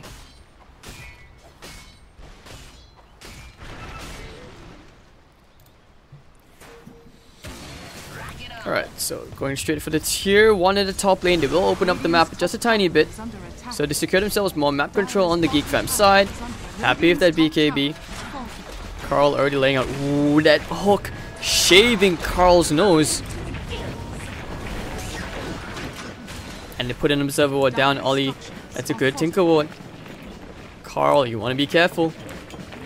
Dire's middle tower is under attack. Ollie, going in, looking for the Hex. Oh, March was there as well. They were like, just a tiny bit. Dire's bottom tower is under Sometimes in Dota there's a certain degree of luck which is required. And Nano chipping away onto that tier 1 tower bottom lane. They are trying to open up the map. Execration have not been able to secure themselves any towers. Dire's bottom Invest into the tower creeps. has They're waiting for it. Oh, Nando's here comes Yash. And Ollie goes down to Nando as Scumbaloo finishes off Lumic. But Raging Potato with the Song of the Siren. Yash will get the TP out. They want to disengage. They will successfully do so. Man, this creep is so annoying.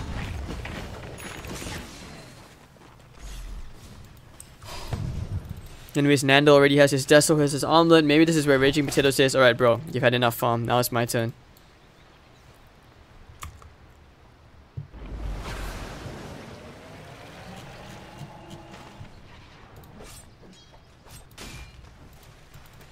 I mean, play hard. I'm still waiting for him to make some sick hooks this game. He's had a few chances where he did shine his the clock, catching 2 heroes inside those cogs. But ideally, he does get this hero so that he can try to lock down this Tinker.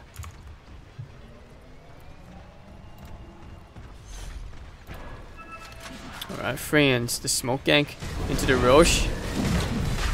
Serpent Ward's committed as well. It feels like one of the big things about having the Shadow Shaman is not only that you're able to siege, you're also able to take a Roshan. It does assist you. Lumic, he's so close, he doesn't even know.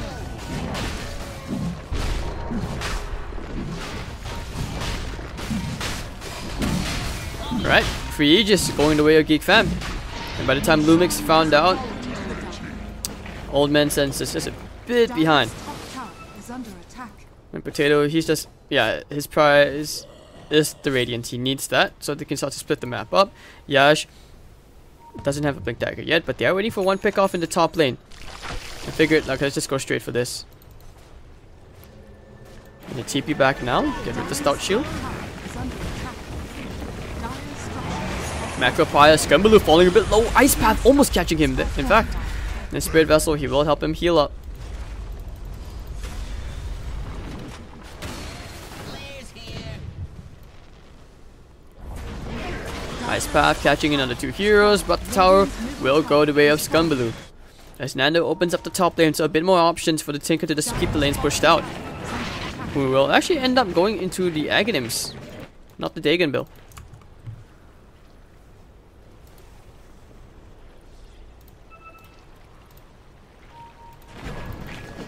But Carl, still halfway towards that Aghanim Scepter.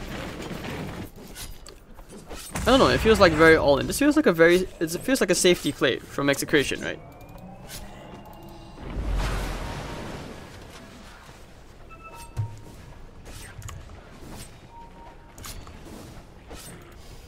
And yes, for those of you tuning in on the Beyond the Summit 2 channel, the winner of this series will be the first one to be in the grand finals, at least for tomorrow's seed qualifier. One step closer to Jakarta, GESC. And the loser of this will play against Fnatic. Ollie, Ollie, Ollie, Ollie, Ollie. Oh, now here comes the hook. Can he isolate any heroes? Unfortunately not. Quick blink out, wow. He had no hesitation in ditching his core. The laser that's going to try to toggle his way through this. Very, very close. I tested your metal and found it wanting. Wow. This Yaj, no hesitation. He just... Alright, I've thrown my spells. Blink out. Poof. Bye-bye, core. Playhard just stealing bounty runes. Boom, there it goes. Dire's Tron middle tower BKB is drums, under now able to attack. afford a dagger. This is going to increase the initiation on the side of Geek Fam. 11 to 8, and both teams taking this with a slightly more disciplined approach compared to game 2.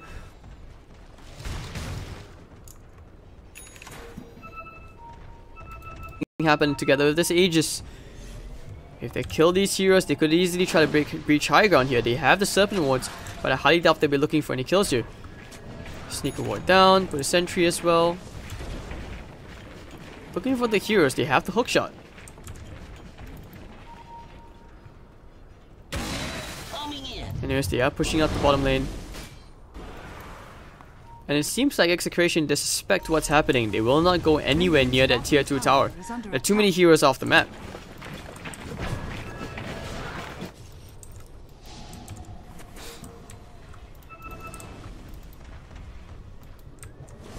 But Tron, he will take the tier 3 tower. Easier to push in the bottom lane as well with the creep wave coming in. Oh, hold on, take that back. Raging Dota with that very nice Radiant to actually cut the creep wave. No way for the Geeks to push. They just want to come in for this. Hook shot all the way to the back line. He's found the Tinker. Play hard, keeping Carl isolated. Song of the Siren will help Carl walk all the way back as Nando open wounds and all. Impale as well. Looks like Play hard will end up falling as Tron's trying to chip that tier 3 tower as much as he can. The end snare. Very nicely done from Raging Pota. And they find 2 heroes dead on the side of Geek Fam. Now on the run. Raging Potato and friends, they would be happy with this defense. Carl.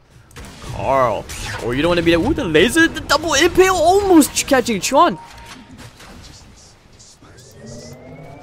And if that impale connected into the DK, pop champ to the max right there. But very ballsy TP into the jungle as Execration to hold. But the tier 3 tower did fall below 50% HP for that siege. Aegis did not fall in that fight. Scumbaloo will have a Manta style. And Nando will build into an Assault Cuirass meanwhile. Double damage.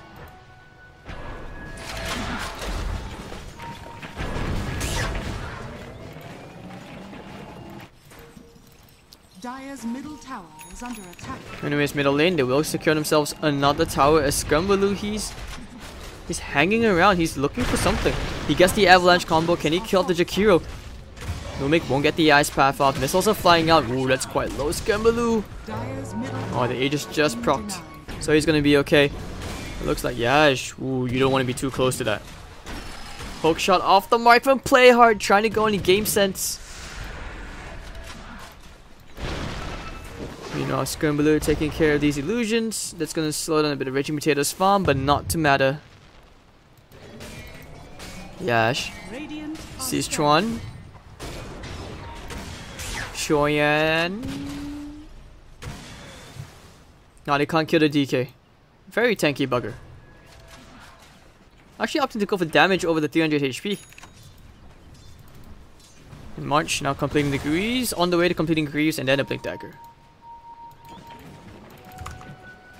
Fortunes change.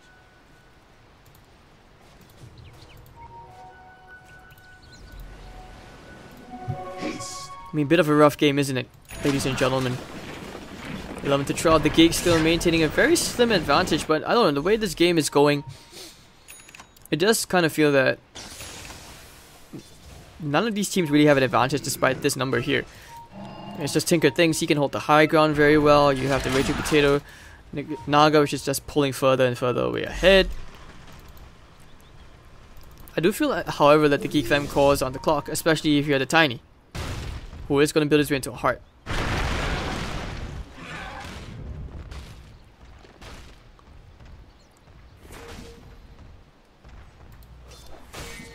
2800 HP. Supremely fat guy. And they will smoke up one more time. Tron, the only one to show himself.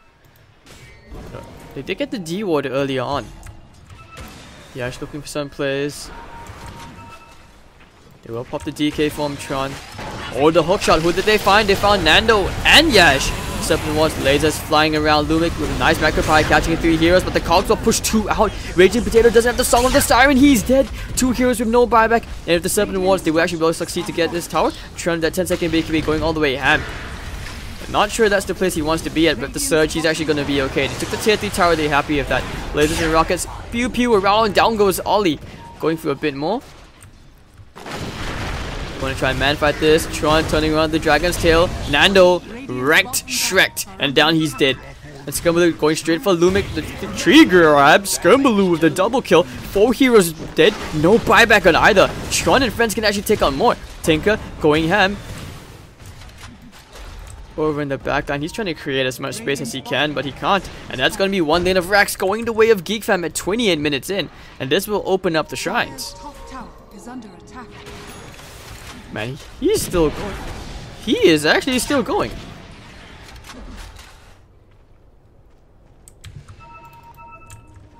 Yeah, this guy has some serious balls, man. He's just going way too ham at this point. Like, if the DK had stuck around, I'm pretty positive Carl could have ended up dead.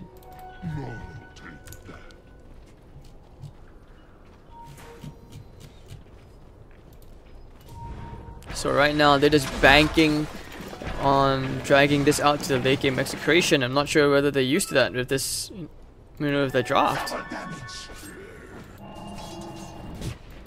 Like, the farm priority is going to be very awkward, isn't it? Like, how is Nando ever going to get any farm? The Tinker and the Naga are basically going to be trying to keeping all these lanes pushed out.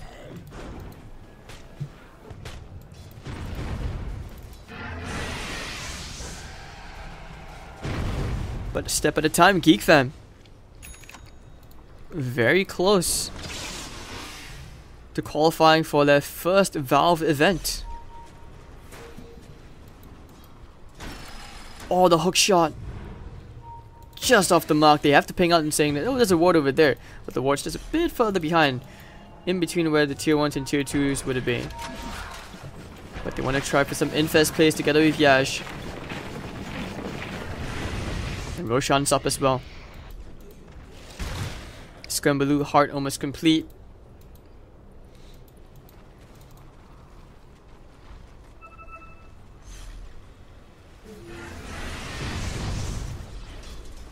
Let's see, where is Yash and Nando going to go?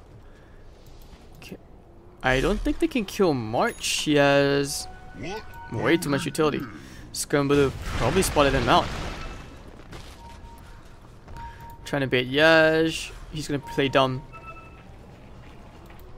Skumbaloo knows to steal in that very moment to not just go for the stun immediately. Otherwise, that would have secured his fate. Sometimes in that moment, you know, if he had attacked, Nando would have come out. Skumbaloo probably could have, you know, was at risk of dying despite having 3400 HP. But he's like, I'm a boss. I don't need to worry. I'll let them come to me. Besides, he had a Manta Style. He could dispel the open wounds.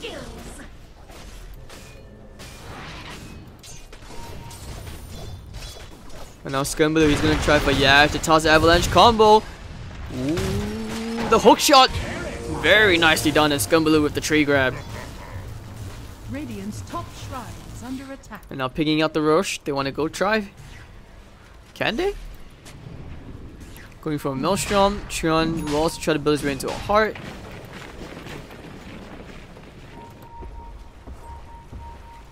Yeah, they decide against it.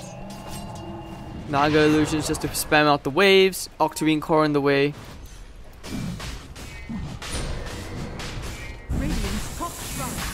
And with the Serpent Wards, this is a very risky commitment.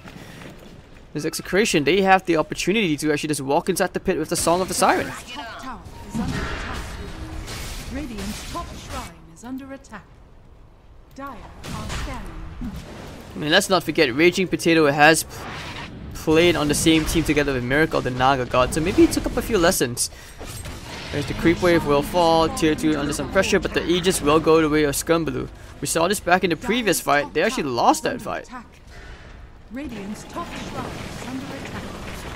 He needs to man up. That's what he needs to do. Like, he needs to go all the way to the back lines so that even if he dies, you know, Has fallen. it's still a worthwhile investment, and this way he can actually lose the Aegis this time instead of just letting it spawn out.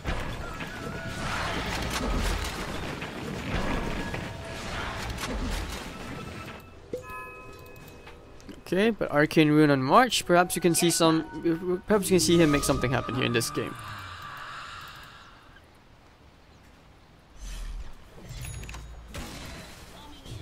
And a heart almost for Tron.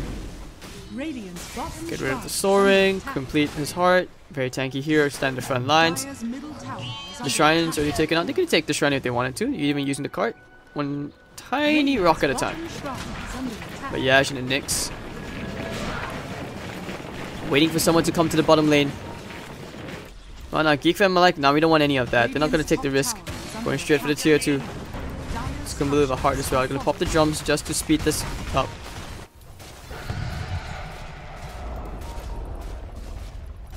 Dire's bottom tower is under attack. Dire's bottom tower has fallen. Not a macro pyre just to deter this push, but it doesn't really matter. Yash looking for the stun. Scumbaloo with the heart, you know, he's very tanky. He's okay.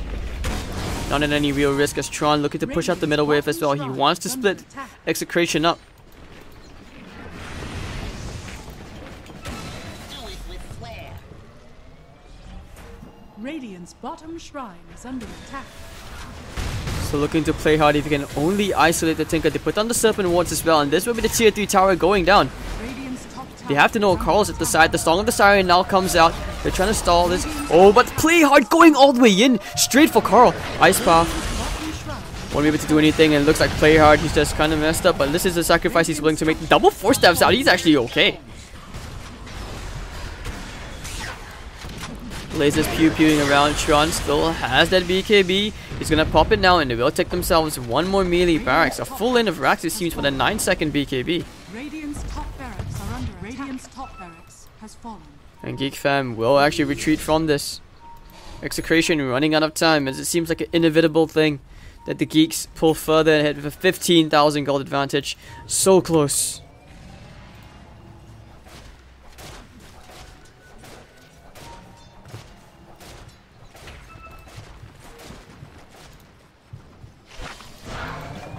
Carl has a Hex. Actually going for the Dagon instead. I do kind of feel like he needs a BKB.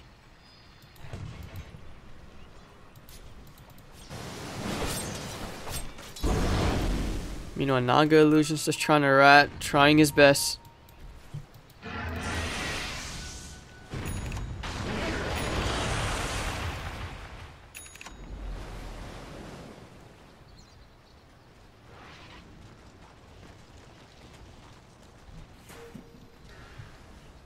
Alright, middle lane, they are pushing and they want to end this game, Geeks. They're very eager. So close yet so far.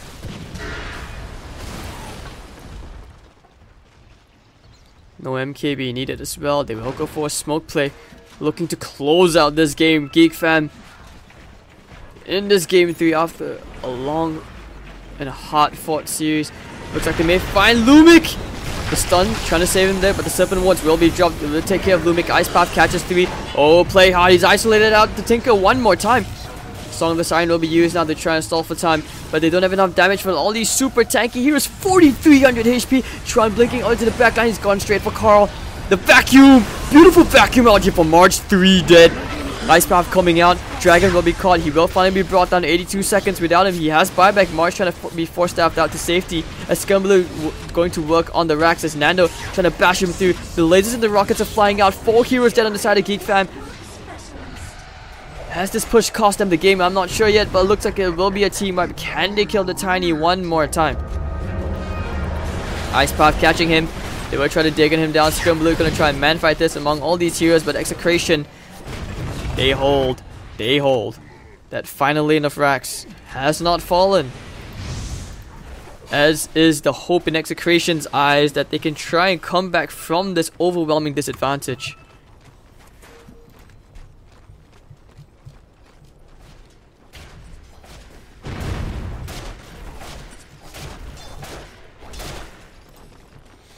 And they will push for a tier 2. Double damage in the bottom half of the river. Dire's middle tower is under attack.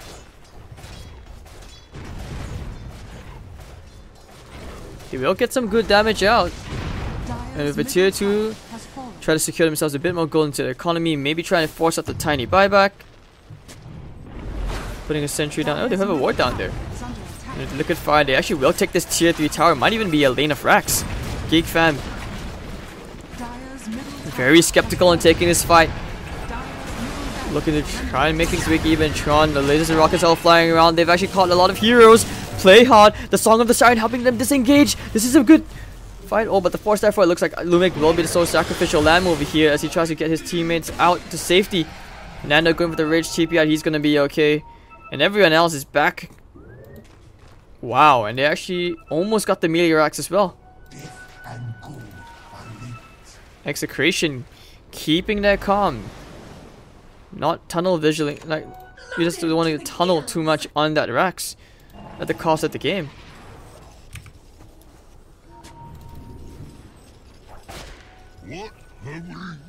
So Abyssal Blade build up for Nando.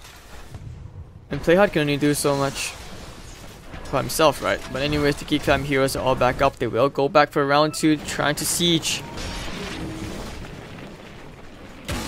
Rock it on.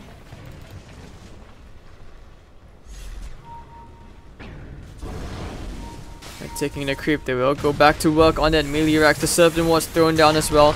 Yeah, trying to initiate here onto Scumbaloo. He will just walk this one off as Tron with the BKB. The lasers bumping around. Trying to catch him there at the end snare. Looks like that'll be the lane of Rax. Play hard, missing the hook, but it doesn't matter. They have the mega creeps already. Lasers and rockets all flying around. And Carl will go back. Raging Potato trying to catch any hero at all, but they can't. The Geek Fam, as Scumbaloo starts to regen back up to HP. Yeah, they can feel it. They're very close. 19 to 18 after 39 minutes. They have taken the mega creeps, and the next step will be the tier 4s before the throne. Shaman doing his best. Almost on an Egg Interceptor. Very slowly yet surely he'll get his way there.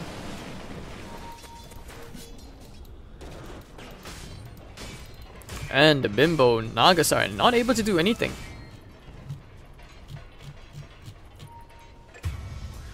Woo! March, march, march. Boom, there it goes. Taking care of the Tinker like that. That's a disaster together with Scumbaloo. Sorry for missing that.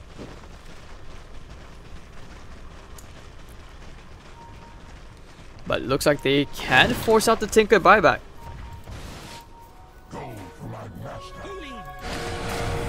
Anyways, Nando going to work and Playhard. Yash is there as well. They have the Impale. And Playhard will probably end up dying. Hit the 4-step to safety. Playhard still alive. Wait for the invest play. They do take care of Playhard. But Chuan is there as well.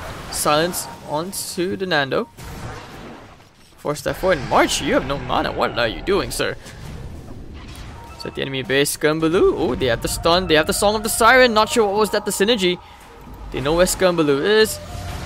Chuan going straight to work on the dragon. The dragon will slay his own kid. Radiant's middle tower And Scumbaloo going to work. No mana whatsoever, but Ollie, he's going to drop the Serpent Moss. This is the GG push right here. are fortified.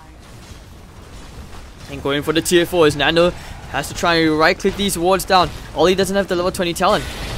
But now the stun from Chuan, and with the immediate chain disables, Yash will be forced to buy back. The tier 4 tower is under siege. The lasers and rockets are flying around, and March will get zapped down. Yash with the Vendetta to secure themselves the kill as Chuan tries to turn around into Raging Potato. No mana whatsoever, he will get zapped down Star Wars style.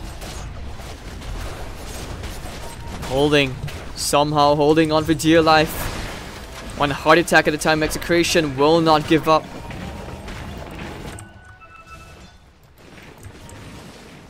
And the Lifestealer also going into a Maelstrom just so that he can try to hold this game.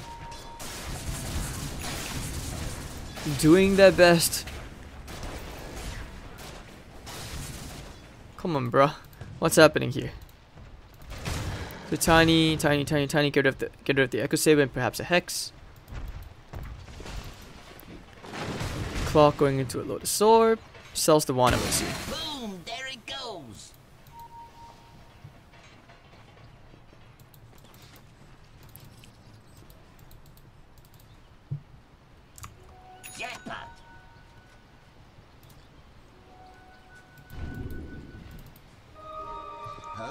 But they are playing around that next Roshan. 20 seconds more. They need the double Song of the Siren. I'm not even sure which hero you would give it to. Maybe the Jakiro at best.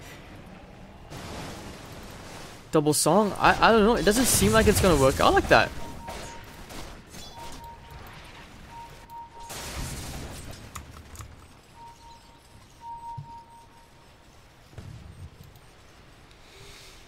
Man, the Geek Fam side is just so tanky. Mayonir on the way up for Trion.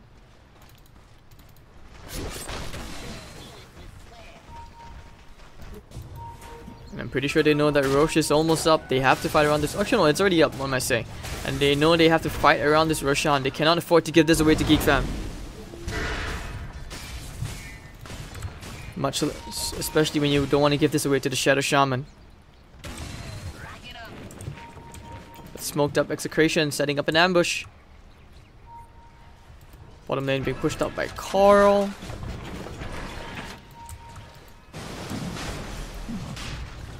Yeah, he's holding his ground. Might think about jumping here into Play Hard, going in for the Impale, and the Ice Puff as well. Can they nuke him down ASAP? And Play Hard will probably end up dying down here, but the 4-step away to safety. Nano open wounds onto March, not the ideal target. The hook shot, catching out 2, vacuum 1 to 3. The Tron, the corrosive damage is way too much. Another Song on the side to try and disengage. 2 heroes already dead. Execration, they have to try and run away from this. The tree grab will not be enough to kill them both. It almost does. Toss will not be enough to kill him off. And Yaj running back as quickly as he can.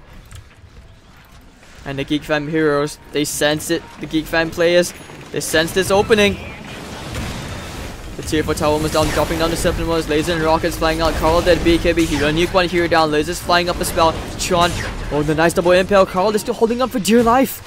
He's actually going to get back out. Yash now trying to think for whatever he can. The vacuum catching out 2 heroes again. Carl needs to get up, but he can't. He will be probably forced to buyback here. He doesn't have buyback. I think this is over.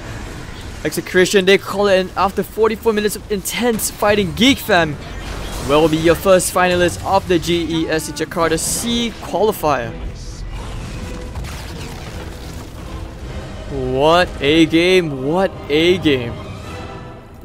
So congratulations to Geek Fam, as we will see them tomorrow and at best of 5. Execration, they will have a second chance at redemption as they will face off Fnatic tomorrow at 1 PM Singapore time. I'd like to thank all of you for tuning in here on the Beyond the Summit 2 channel. We do have the NA qualifiers coming up soon, which will be covered by Trent, I believe. Hello buddy, good job and congrats on making it to the talents for ESL Genting. I'll see you there. And also thank you all for tuning in once again. If you enjoyed the cast, any feedback from me, or if you just want to help me achieve my dream, getting closer to being on a talent list at a LAN, do give me a follow on Facebook or Twitter. It's every follow, every like is greatly appreciated. It's past midnight here in Singapore, and I'm actually pretty excited to see more games tomorrow, but at the same time I just want to settle down for some rest and of course food at last. Haven't had dinner yet. So once again, thank you all for tuning in. Have a good night everyone. See you guys tomorrow.